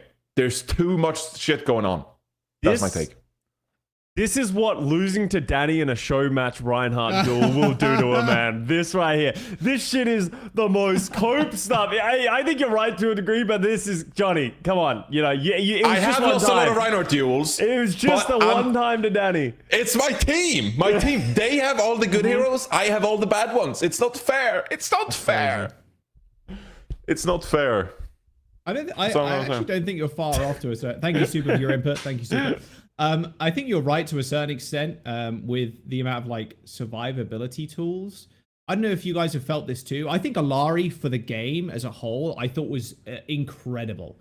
Like, despite her pylon being another summon, like another deployable, I think her kit and the way she interacts with the rest of the roster and like her just ability to do damage, and then her ultimate's really sick. You like fire it, a massive explosion. It can be mitigated by shields now, which is great. And it's just like a very cool hero. And they spoke about Lifeweaver in the Alari kind of run up to Alari and like showing off her abilities and stuff, and how they develop Lifeweaver, and it's like very defensive. And I don't think, again, there should be another hero that is kind of like Lifeweaver. I feel like this is another hot take. I just don't think Lifeweaver fits in with the rest of the cast either, with the characters, because of the amount of like defensive tools that he has. Dude, the tree.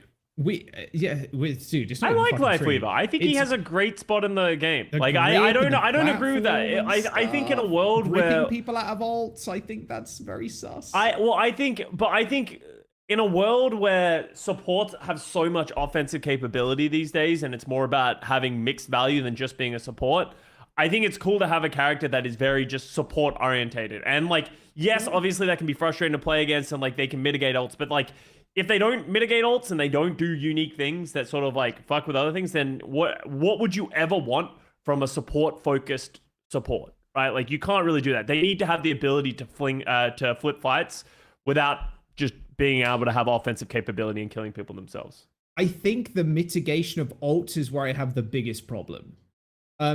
So I think Ana's a very... Okay, yeah, right?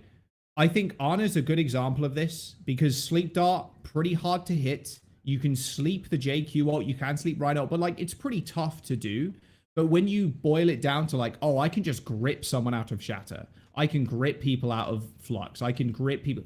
Like, abilities that deny ultimates, I think should be very, very sparsely used in terms of like hero design. Because ultimates in general are the most fun points of a character's kit. Like Genji Blade, obviously the perfect example of this. Like Genji Blade sick, Tracer Pulse Bomb. A Nano to a certain extent, obviously you're applying it to someone else and then they go crazy, but that's like kind of what a support does anyway. Alario is really cool. Baptiste Window can be really impactful, but like having these single abilities that do mitigate giant ultimates, again, I think we're getting to a point where like there's almost too many of them, especially in the support roster. And you can counter an ult with an ult. I think that's cool. You can count a tree with, you can count like a grab in a way with a tree. Like you put the tree in front of the grab so no one can shoot at you. You tree into a flux. I'm not sure how that would work that well. Well, that's a support ult. I think that's fair. I think like no, you can counter an ult. I think that's very fair. But like the abilities of the support heroes to counter ultimates should be using very sparingly. Sleep darting a Sigma in midair, pretty sick. But gripping someone out of flux, using Lamp as well. I think Lamp was kind of the, okay, you can shoot the Lamp. There's a lot of counterplay to this, but like we're nearing the point where like ultimates aren't really mattering a whole bunch anymore. Like a big shatter can be mitigated by so many things. Like Oh, it just I feels... think that's good for the game, though. I don't think Ultimate should be this like game or team fight winning thing. Like, I think that the problem, like, I think the game is more fun. Ultimate should give you an advantage. It shouldn't be like if we have 2 more ultimates than you, we just win by pressing Q. Like, I think that is more important. I think having counterplay to these ultimates and playing effectively against those ultimates, I think is better for the game. And I think it gives a lot more identity to the teams. And it also promotes like you to not just like feel like you need to just like play for your one ultimate all the time and stuff like that. Like I don't know.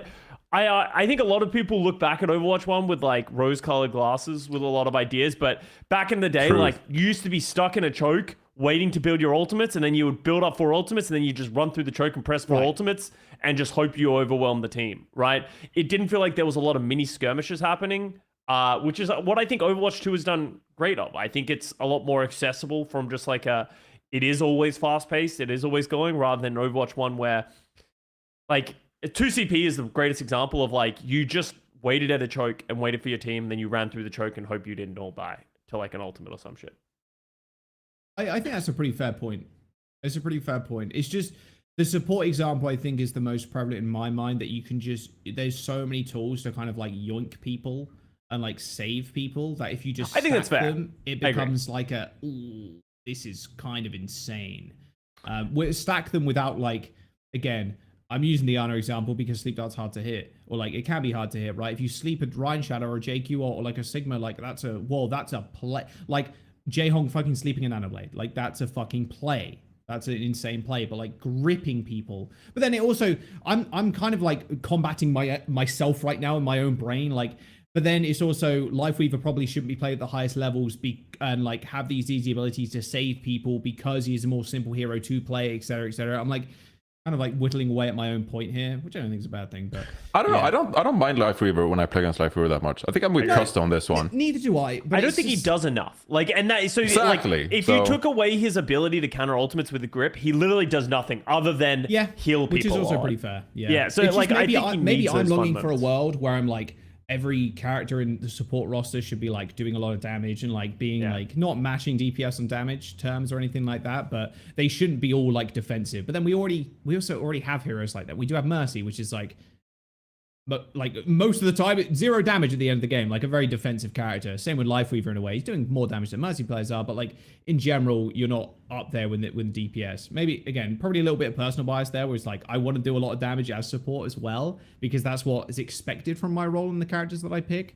But yeah, it's just something I've been thinking about. And remember, the developers said, I think they said this when they introduced Lifeweaver, they're like, hey, there needs to be heroes like Moira in the game for people. Those heroes aren't built for us. Like, you know, GM, like no one in GM likes those heroes, but they're not built for us. They're built for the lower rank people who are like, this character, like Kiriko, very complicated, very confusing for a lot of people to understand how to get that effectiveness. Some people like to just be like, I like to be able to play simple and just hold down my heal button. And then when I see someone get low, press E. Like, you need to have heroes like that in the game just to make it more accessible to everybody. Yeah. And that, to be fair, that's where I like kind of missed my own point there. Or like, didn't really think about that too much. So yeah. There is a line there though of like, we've seen that when you do that, that's great. You know, we support that. The problem is when we've seen in the past where Moira was a prime example where her numbers were so good that she was a must be played at the highest rank, even though she doesn't have a lot of skill expression. And that's really fucking boring for competitive when you have Moira and there's very little to differentiate between how good a Moira player is because, as I said, there's no skill expression in those kind of heroes. Yeah. I think the 3 support abilities that I find frustrating as a tank player is Immortality Field, for obvious reasons. Susu, you know, just saving someone. You know, you make a big play, they get Susu'd, they're out of there. And Ilariult. Like, I find that Ilariult is the one thing that I can't really counter. That I'm like, we can't really... Like, if the enemy Ilaria just hits like a 3k with the ult, like, we're blowing up. Like, it's probably a lost fight, and we can't do much about that. I, as a tank, cannot do anything. Like, I can maybe play, like, D.Va and eat it, but there's no way I can play D.Va in this meta. And so I just feel kind of, like, powerless in that situation when I get the Ilaria ulted, or my team gets the Ilaria ulted, and we can't really do anything about it. So, unless we, I guess, can shield cleanse it, or Ilaria. Yeah. It is, like, hard to kind of counter that when she is just floating through the fucking air.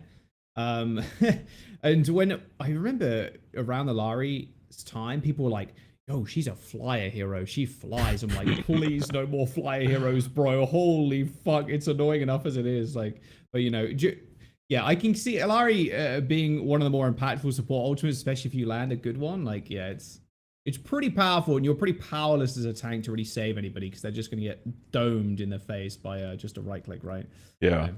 Maybe there'll be a time, maybe like a month or something from now, where like I played against so much Lifeweaver that I'm like, oh, this tree again. They put up the tree, they can't die, they're immortal. Like maybe there's a point where like I'm fed up with the tree, but right now, like I don't feel that.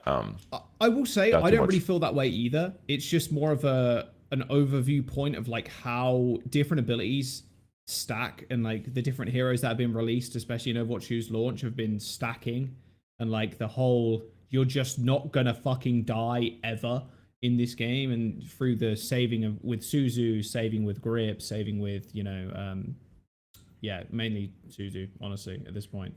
It's, again, takes away the kind of character and takes away the feel of the character a lot if you remove Suzu or like change it in a way that it doesn't give him vulnerability or like doesn't give a cleanse. Like, yeah, it's a tough balancing act, but yeah, it's good. I don't know for how long. It was a good thought experiment.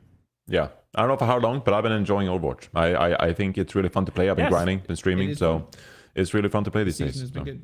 Yeah. Like I think the biggest thing as well, if you just don't take it too seriously and you just go into the server and you have fun, like ranked can be very infuriating, especially in its current system at the high ranks. But if you just go in and have fun and just like play what you want and just kind of don't really like deal with the noise, like it's actually a really good time. And like the thing that makes Overwatch great is there is still not a single game, in my opinion, that scratches the same itch that Overwatch does. Like that's what's made it a great game. Is it's a fast-paced, team-based game like Tier 2 that has like so much diversity, and I think that's really good. And it's not a fucking battle royale, so it's it's fun. It's a fun game to always keep coming back to in a lot of regards. All right. Season looks good so far, honestly. Yeah, there was that little change in quick play. We didn't talk about that, but you know, it's a quick play change, and it says heroes who die within 5 seconds of each other will respawn together, so resulting in some players having either a slightly longer or shorter queue than the standard 10 seconds. Basically, just wanting to promote team fights, so that if you die slightly similar to each other with a few seconds, you will spawn together to promote team fights rather than just one by one feeding in with quick play. It's such an interesting change to promote team play, which it will, because like you said, Johnny, they're spawning together. Obviously it doesn't affect competitive at all, because it shouldn't. Like variable spawn times like that should not be in a competitive match, because you're expected to play as a team. But I think this could easily be a test, like, to see how it plays out. Sneaky, that's very true too. That's this is like a very bottom. sneaky good change, I think. We'll be listening closely to feedback on this new system, and depending on the response and making any changes, we will consider adding these adjustments to competitive play in a later season.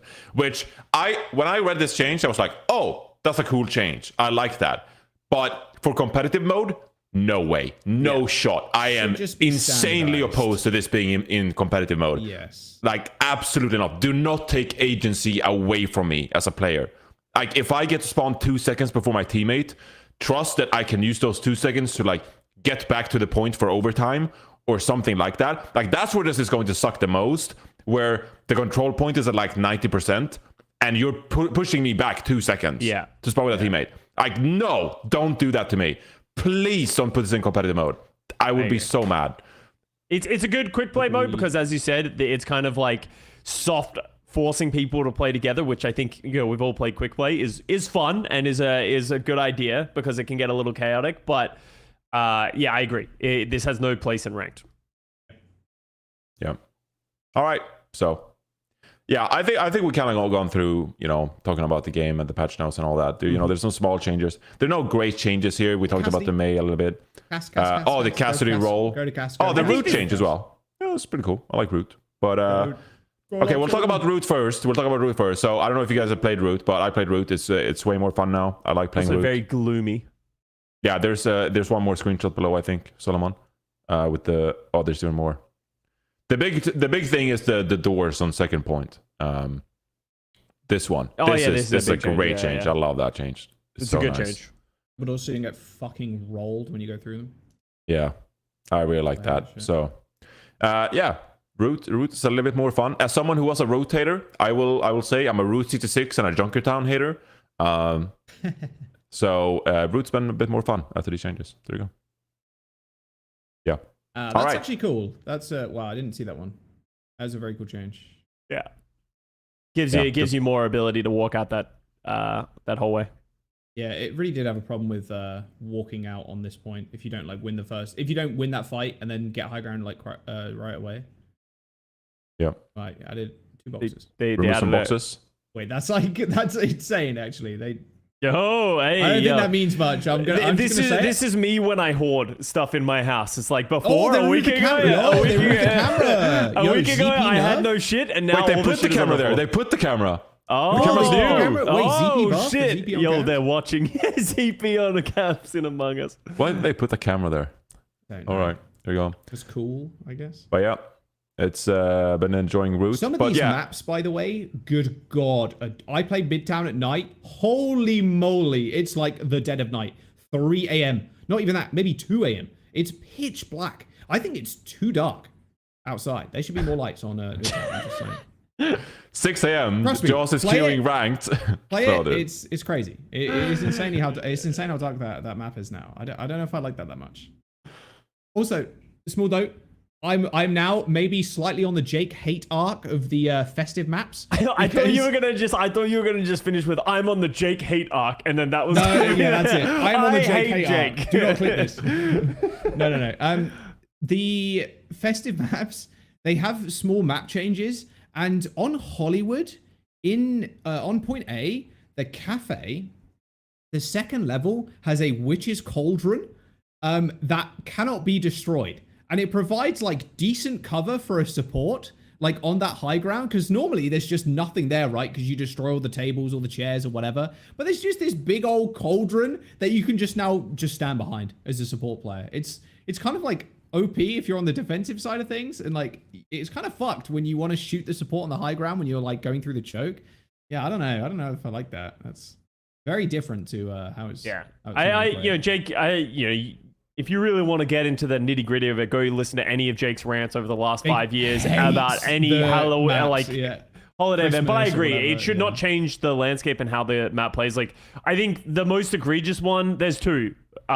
One is that they added the fence on the Eichenwald Halloween one. They added a fence on one of like the big boop spots, so you couldn't boot people down there for no reason. And then there's obviously Kings Row Third Point, where they added like crazy defensive boxes on the right side on Kings Row on Third Point. That just dramatically changes where you should go as a player. So I love Kings Row Winter. The snow, it's cool, but I love Kings Row. Johnny is the average Overwatch enjoyer of like, I love snow. I like in Overwatch. vibing. I like vibing on the maps. That's all. It's pretty cool. You know? Yeah. The snow. I agree. Yeah, I don't hate it. I just, when it dramatically changes it, I don't like it. Yeah, when you get saved by it, it's great because you're like, yeah, pop. But when you get fucking killed by it, you're like, wait, this sucks. All right, Solomon, you want to show the Cassidy change on the patch notes? Real quick, Jaws had something to say. Weird, like, why are they buffing the damage resist? Makes no sense. Yeah, so roll. Brother is surviving so much now if you time that right. It's such a small iframe moment. Like, as people have been saying, it's literally a Dark Souls moment. Like, now if you want to get good at Cassidy, just play some Dark Souls and get your iframes going. But like it's so negligible. Crazy. The 75 damage reduction on roll. Fuck it, why not? He's moving too fast for damage to hit him. Yeah, sure, but like, I'm not for or against this change, to be honest with you. I'm just like, that's an insane damage reduction for when you're in combat role. If you get pulse or something, yeah. Yeah, I mean, you used to be able to do that. You could, dude, you used it in Deadeye. You could survive pulse. Like, that was the most insane changeable. They've reverted that, I'm pretty sure. Yeah. Because of the 225 thing. But like, that was the insane thing to me, was like, you could survive pulse in Deadeye. Wait, did they remove that? I think they did, because it was I'm pretty sure it was the 225 health. Did they? Like, yeah. Did they go on? Yeah. They might have gone. Because you had under damage the threshold reduction now. in Deadeye, and then you had the extra 25 HP, so it was like you survived. People don't play with, like, an Cassidy inch of health. in my games. Yeah, So they don't. Yeah, that's fair. But I just thought it was an interesting change. I'm like, who's asking for this? Like, what? It's like such a weird one. Yeah. What data are they looking at? I don't know. I don't know what they're cooking. They're like, wow, so many people die in combat role. It's crazy. So we'll up the numbers.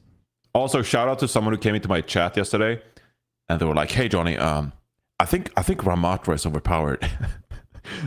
I'm like, I don't think Ramatra is overpowered, buddy. But they reduced like the cooldown, I think, on Nemesis form by 1 second or something like that. And this Twitch chatter was like obsessed with the idea that it was so much stronger to like do like Nemesis form, ult, and like it's just powerful now. So I actually tried a few games playing Ramatra yesterday, and if you go up against the right composition, which is not most of the time, like it's actually really fun to play Ramatra, and I feel like Ramatra hasn't been meta for quite a bit, so people have forgotten how to play against Ramatra. So I just find myself like in the enemy backline in Nemesis form, and I'm just like zoom, zoom, zoom, and I'm just picking off supports because they're like, what the hell is this hero? I haven't seen this hero in months. And so I don't know if there's any tanks out there struggling. You know, maybe there's a moment you can pick Ramatra once in a while, and the enemy team won't know what to do. So you know, maybe Ramatra is an option once in a while. There you go. Here's the Halloween map on here's the boot. Yeah, the boot, right? I've never seen that. What? That has I've to be never seen super that. old. That's super old then. What the fuck? Yeah, there's just no platform. There's no way. I saw that this the was other this day. year. I saw this the other day. Is this the Halloween that's in now? I think so. They removed. That's There's no way they removed the crazy. platform. Yeah, I saw a tweet too. I can't tell you from gameplay experience, but Dude, Jake is fucking going to punch his monitor when he pissed. realizes that's not there. Pissed. That's actually like whoever. Okay, who is the map designer Wait, you who's can go changing back these to the things clips and is you like, can tell because it's new Sombra, right? Yeah. So we have to start oh, that's Yeah, true. it's new Sombra. New Sombra. Yeah, it's new Sombra, yeah, so it isn't So, patch, yeah. but that's who's the designer? Who's like, yeah, let's just remove this platform. That will have no implications. Like, who is looking down there? Everyone's gonna find out by falling down. yeah, because everyone's gonna do that. Everyone's gonna try to jump down there, expect there to be a platform, and not and realize it's not. You know what might have happened? They accidentally deleted some geometry by accident. They didn't realize. No, They were like they were randomly they were like fucking around with some other shit, and they were like they just drag. Okay, I need to delete this bit, and they fucking randomly deleted the whole fucking platform by accident. Oh my god, that is a Well, troll. crazy change. That's a good escape route. I'm gonna I mean, say it. Lucio I'm can gonna use be it so now, I guess. bold. That's a bad change. That's You bad. just Yeah, don't straight up. ever do that. Stop that. Wait, someone said this has been gone for years. Okay, Twitter comment a moment. Is But yeah, actually- right, yeah. Surely not. People, I love people who just works say out. shit with so much confidence. They got the engagement. Surely not. Yeah, do they have Twitter Blue? Are they farming engagement? No, they don't. No. They don't? Oh, bro, this Oh, it person- hasn't been on the Halloween one for a while. Unless I'm actually cooked. with Wait, this what the room. fuck? This guy. Okay, this person. Get him off my screen. This Hey, person's the got engagement crazy. popped off. Worked out for Honestly, them. yeah. I guess it did. Yeah. Insane. I'm gonna change. start Only saying that. Lucio can use that shit now, I guess, because you have to wall ride to it. How weird. I do remember falling off the map as a wrecking ball and being like, "What? What just happened?" So that happened. All right, that's enough talking about the game. Just quickly want to skim over the World Cup groups that were announced. We'll do a larger World Cup episode at some point closer to the World Cup. But yeah, we got representatives right here. Obviously not Team Sweden, but we got Team UK. We got Team Australia on the panel right here.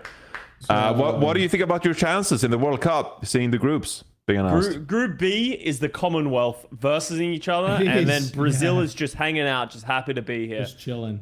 It'll be interesting. I don't know how good Australia. Like, the interesting thing about all these groups is that it's impossible to understand the gauge of how good these groups were against each other. If that makes sense. Like, I don't know how good Australia is in comparison to like a Great Britain or a Canada. Like, I would assume.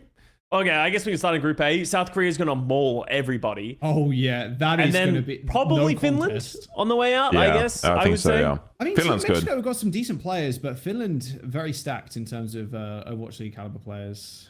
Yeah. Yeah. Pretty scary. It's probably Korea, Finland, Mexico, Colombia as Yeah. finish placements there. Colombia has EQO, right? That's the. Yeah. Yes, But that's not like, obviously it's good, but it doesn't stand up to some of the other ones.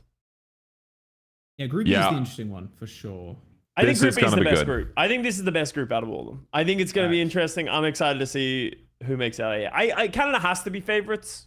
Am I right Yes. about Oh, that? Easily. No, Canada I has to be think you're favorites, right, and then I yeah. think it's probably between Great Britain and Australia. Maybe Brazil surprises someone, but I don't think so. I can't even name too many of the Brazilian players. But that could just be ignorance from me.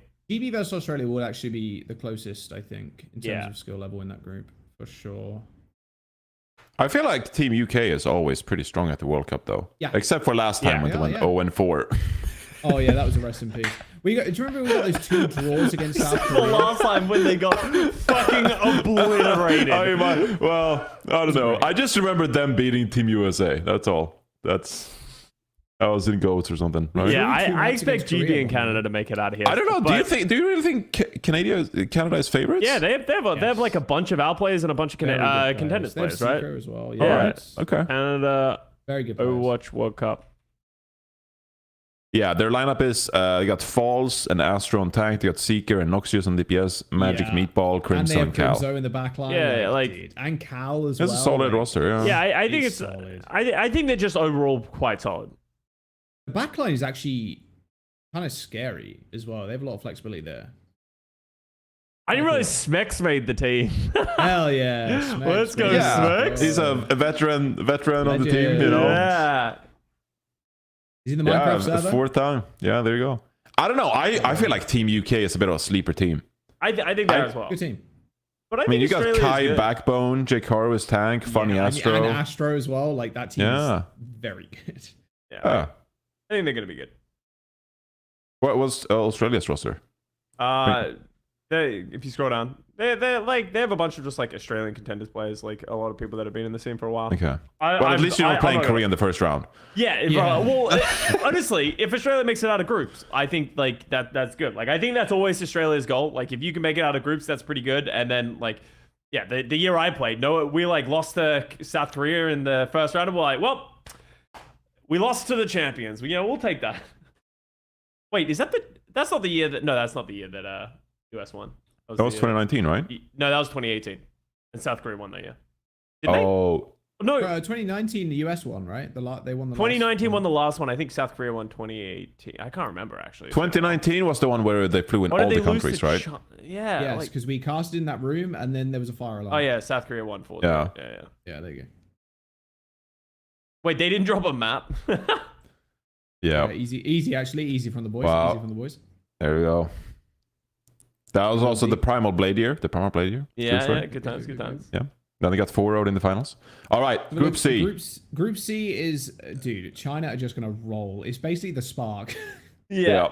China. I think China are going to be really good. I think in general, China, South Korea, and US should have no issues at all in these groups. But who do we think is going to be after that? I honestly don't. I haven't watched many of Spain, Hong Kong, and Thailand. I co-streamed with J3. Well, I wasn't co-streaming, but I was in the call with J3 when we were watching Spain play some teams. Their team is pretty good, actually. Okay. Very surprising. I'm not sure who's on Team Hong Kong or Team Thailand, though. Can we have a look at Team Thailand, Team Hong Kong? I don't know many of these players. Okay, so they have a lot. Apudo has played in World Cup before. A lot of the Thailand players, obviously they're on the same team, but they could be pretty good. Team Hong Kong. They have IRP. Oh my god, I completely forgot. What? The guy, he has lived so many lives. He's lived such Johnny, a long life. You cannot tell me you've been playing North American. Oh, mate, actually, you're a He's in Masters. Masters. Too. You haven't played against IRP. When you get there, you'll know about it. He's the Moira extraordinaire. Very loud on the mic. I will say it. He's very loud. He's very funny though. He will flame you if you do bad though. Yeah, you're definitely gonna get flamed by him. Just give me full warning. But he's funny. He's lived a long and fruitful life according to their video that they put out. Very, very good intro video to the Team Hong Kong. Mango Jai too. Mango Jai is a kind of a beast. Another World Cup veteran. So it'll be cool. I think all these teams are gonna be like at least somewhat competitive, right? Yeah. Team Thailand is essentially the best team in Asia Pacific contenders, so they're a bit of a sleeper team. They were all on the team that won Asia Pacific. It could be China #1, Thailand #2, Hong Kong. First sleeper team. I just got a fucking what was the game? H1Z1 flashback because you said China #1 and I got a flashback to when I played H1Z1. You remember when you and everyone would just run around yelling that? Oh man, sorry. That I got a flashback. Sorry. All right, then China in pole position, Thailand #2, and then like I said, I think Spain are pretty decent. Again, they're another almost full team. I'm pretty sure. I watched a few of the games. That's what I just said. With Mr. J, you said. Wait, Hong Kong? No, or you Spain? said Hong Kong. I said, oh no, they're not a full team. Oh, they have Punk, by the way. Punk has changed nationality. That's just fake Punk, fake news. Damage Punk. They're not a full team, my bad. But Helv is very good. I mean, getting second in Europe is pretty hard, so Spain deserves some credit. Yeah. So That'll be good. That'll be a close group. I think quite a few teams could get second place in that group. So yeah, good. pretty decent What is group this? apart from China dominating. Is the group Oh stage. yeah, that was the group B. Okay, all right, got it. Yeah. So Spain over France and Denmark. Yeah, that's a good achievement. There you go. Crazy. Yep. And Group D. Group D is a This is the World Cup episode now. Apparently, got the United States and France probably making it over Saudi Arabia and Japan. Japan have 14. I Team don't Barrel. think France is as good as I think we expect them. Okay. I think Saudi Arabia has a much better chance against France than we give them credit for. Okay. Like They have, they're sending Majet. all of Twisted Minds plus Majet. Yeah, which And is I like insane. you look at this roster, like I agree, Bembest, Poco, FD God, and all that kind of stuff. But I think their DPS is where they are going to struggle. And I remember watching their some of their qualifier games as well, and like they were okay. Like they're definitely good, but I would still put my money on Saudi Arabia over France. We are sleeping on Team Japan. Just saying. I'm gonna root for Team Japan. Everybody is sleeping on Team Japan right now. I maybe like I honestly don't know what to expect from Team Japan.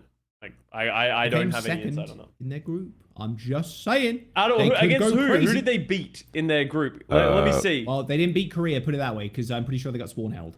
Oh wait, no, that was another team. I think that was spawn. Okay, so After they got South over Korea. Hong Kong and they got over Hong Kong, Taiwan, Indonesia. 4-1 plus 6. People are sleeping on Team Japan. You know what I'm saying? Only there you Heard it go. there Only first. 0-2 against Korea, but then obviously Korea's just going to smack. It 2 with everyone so- else. Yeah. Yep. There we go. Okay. So there's a few groups here where we don't really know who's gonna get second place. Yeah. So it'll be interesting. They're going to It'll go be crazy, good. man. It'll be good. Make sure you buy the bundle. Support the players. Boost the Yeah. prize pool. For the 3,200 coin bundle that we were talking about, in case you weren't aware, 25% of that money that you pay for buying that bundle will go towards the Overwatch World Cup prize pool. So that's That a should cool way be to in the support that. launcher. I don't know why that's not like Okay. stated in the launcher. Don't get me started. I did this on stream. This is another Jaws and Custa marketing thing again. It hasn't maybe it has now, but yesterday when they announced the groups, they didn't promote it on the Play Overwatch website. They haven't promoted it in the launcher. They haven't promoted it on a tweet. They haven't done anything to promote anything about the World Cup, and it would just be cool. And I feel like it's such an easy lift to just inform the masses that things are happening. That is not a big lift at all. And like, I don't get if it. 25% of the money is going towards the teams, that's 75%. I'm just saying, is on the table. You could just put the thing in the launcher that says 25% of this will go to the prize pool, because some people probably don't know that. Yeah, and they would buy it also- if they understood. Yeah. Yeah, if people understood, it would be like maybe 1 or 2 people would be like, "Oh, okay, cool, that's supporting the thing that I really like. Okay, sweet, buy it, whatever. Buy the Lucio one or buy the fucking one with the banners and shit." But yes, that's I didn't even know that, Scott. Okay. We can Yeah, move because on. I was like, I'm- people like that's groups very have been announced, and I was like, I saw a Reddit thread about it of like it's been uploaded to the website, but then I was like, I was waiting to talk about it for when it was announced on official channels, but it just has not been announced on official channels. So It's honestly That really is- frustrating. That is very frustrating, actually. The amount of times we're on this podcast and we're like, has this been talked about? Is this Yeah. been announced? Like, Yeah. come on, like, where's the communication? Put the tweet out. Like, what are we doing? I don't know. It is frustrating. All right. We're kind of wrapping up the show. Do you guys want to talk about all the stream leaks that went on over in China? no, not at all. Okay. I'm hungry. Well, it's like I think there was a lot of cool drama. Like, well, sorry, not drama. There was a lot of drama was a that lot of happened cool in drama. the Chinese scene, and there was a lot of conversation around like the stuff with Ray and that. I personally don't like. It's a lot of like translations from a stream that was put on a Reddit thread that is like hard to understand. There's some pretty good overarching stories about China and Team China and all that kind of stuff that I think is worth. But I have nothing to say about it personally because I don't know enough. Yeah, it's tough. I mean, it's obviously like something that's being talked about a lot, but it feels kind of weird to just like, hey, this alleged translator translated stuff and posted about it on Reddit, and like we're gonna sit here and take it as preach. Yeah, that feels a bit awkward. So it's Yeah, I'd want to hard. double check 100% before. yeah. And I'll say this: if any viewers are curious what went down and interested in about learning more about it, go check out the Reddit threads yourselves and like go check it out because they're pretty long Reddit threads and speaks about 2021 Chengdu. It speaks about Chang'un's time on the Spark and all that stuff. So like there's actually a lot of information being spread there. So if you want to know more about it, go check it out yourself. But it feels a bit awkward for us to sit here and just like read Reddit threads and just like allegedly the player said this and like I don't know. Yeah, it feels off. So yeah, someone says here, it says you guys can list the facts though. That's the problem is we don't know what all the facts are because we're getting our facts from a random translator on a random Reddit thread and that kind of stuff. So it's hard to really like take those as facts and then like sort of and then also spread that narrative because that's how like random stories begin. People just take those facts and just run with them. So yeah. I don't feel comfortable on addressing it. Yeah. I'm fine with that. If people want to go read it, if people want to talk about it, go check out the Reddit posts. There you go. They're on competitive Overwatch. All right.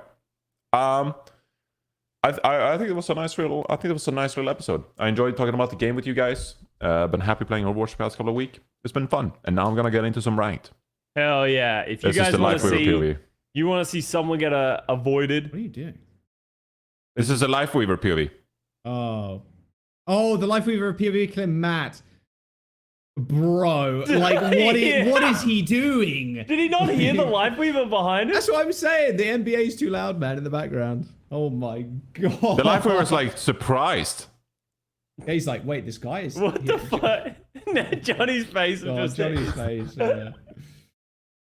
Unbelievable. Oh my god, what a man, what a specimen. Me and Matt, we did not win that game. I don't think I had to tell you guys, but it was a struggle. Honestly, it was fun though. It was entertainment. It was fun. That's what it was. All right, Bren's player of the week. Who do we got? Super. Super TF for joining us on the podcast. Yeah, and bring that video up. The fucking the Team USA bootcamp video. The Team USA bootcamp video. Yeah, wait, what video? I don't think I've seen that video. Super's knowledge of United States and its history is 10 out of 10. Honestly, would not be shocked. So I don't know if we can listen with the audio on this one, but wait, he needs to name all 10 amendments. I can't. No. The title of the 10 amendments. Yeah, what is the group of the amendments called? Can you hear Discord, Custa? Yeah. What do we call the first 10 amendments to the Constitution? That's a name? There's a name for that? Yep. Like what? Like the group of the first 10? The first 10 amendments, yeah, there is. The first 10 amendments. It's the Bill of Rights, man. Oh, shit. It's the Bill of Rights. I knew that. I like there's a Union Jack behind him as well, by the way. Congress? Dude, see, now I'm under pressure. I'm under pressure. I don't... Am I... Are you fucking with me? No. The Senate and the House of I Representatives. was gonna say that! I didn't want to be wrong. Who was the second president? You didn't want to be wrong. Oh, well, I think I know this one only because of Hamilton, the fucking Exactly. the musical. Andrew Jackson? No, not that bad of a guess, but no, it's John Adams, actually. John Adams. John Adams. Yeah, right. Like, we're on the topic of presidents. Which president was John Richard Nixon? Adams. Which number? Which number president? Which number? Let's say... Oh, he was never president. Ah! Nice try. Nice try. Name the U.S. war between the North and the South. Bro. There's no way. See? That's not bad. Oh. That's not bad. Okay, well, I was gonna say, wait, yo. To get to the U.S. Okay, I just thought of the... What? That's on the citizenship test? Yeah, it's on the test. Aren't they painted green? Yeah. Oh, wait, is this the citizenship test? Yo, fuck, I I knew gotta they stop said that. that. I knew it was. Oh, they didn't. It's a fake question. They did not paint it green. It's because it was made of fucking copper. Yeah, it's so copper. It turned green or whatever. But there you go. So it was originally Yeah. brown? It was like brownish or something like that. There you go. Like poo brown. You don't want to give someone a What do we poo brown call- and statue. you Copper were brown. a history major? Yeah, Theoretically, I was a okay. history. Yeah, major. it'll wear into poo brown. Okay. When did the U.S. invade Puerto Rico? That did not happen. There we I'm go. Puerto Rican as well. So. See, there it is. Wow. Thank you, Avast. This was a great great good video. content. There you go. Good content Let's give right it to there. that video. Well done, everybody. And Avast Yeah. for not showing up. Well, that's not actually his fault. That's my fault for thinking he'd be on. Give it to him. I hope the Give it to him, car appointment went well, Avast. That's all I'm gonna say, because that can be a nightmare. All right. I guess Super. Super Bren spread the week. Credit to Bad Pachamari as well for donating money to make sure Also- the Super was on the broadcast. Shout outs to the guy who gave, or person who gave $20. Mason Yeah. Bridges. Thank you for the Freeze 20. Pipe Johnny. Yo, Johnny, when are we getting our freeze pipes?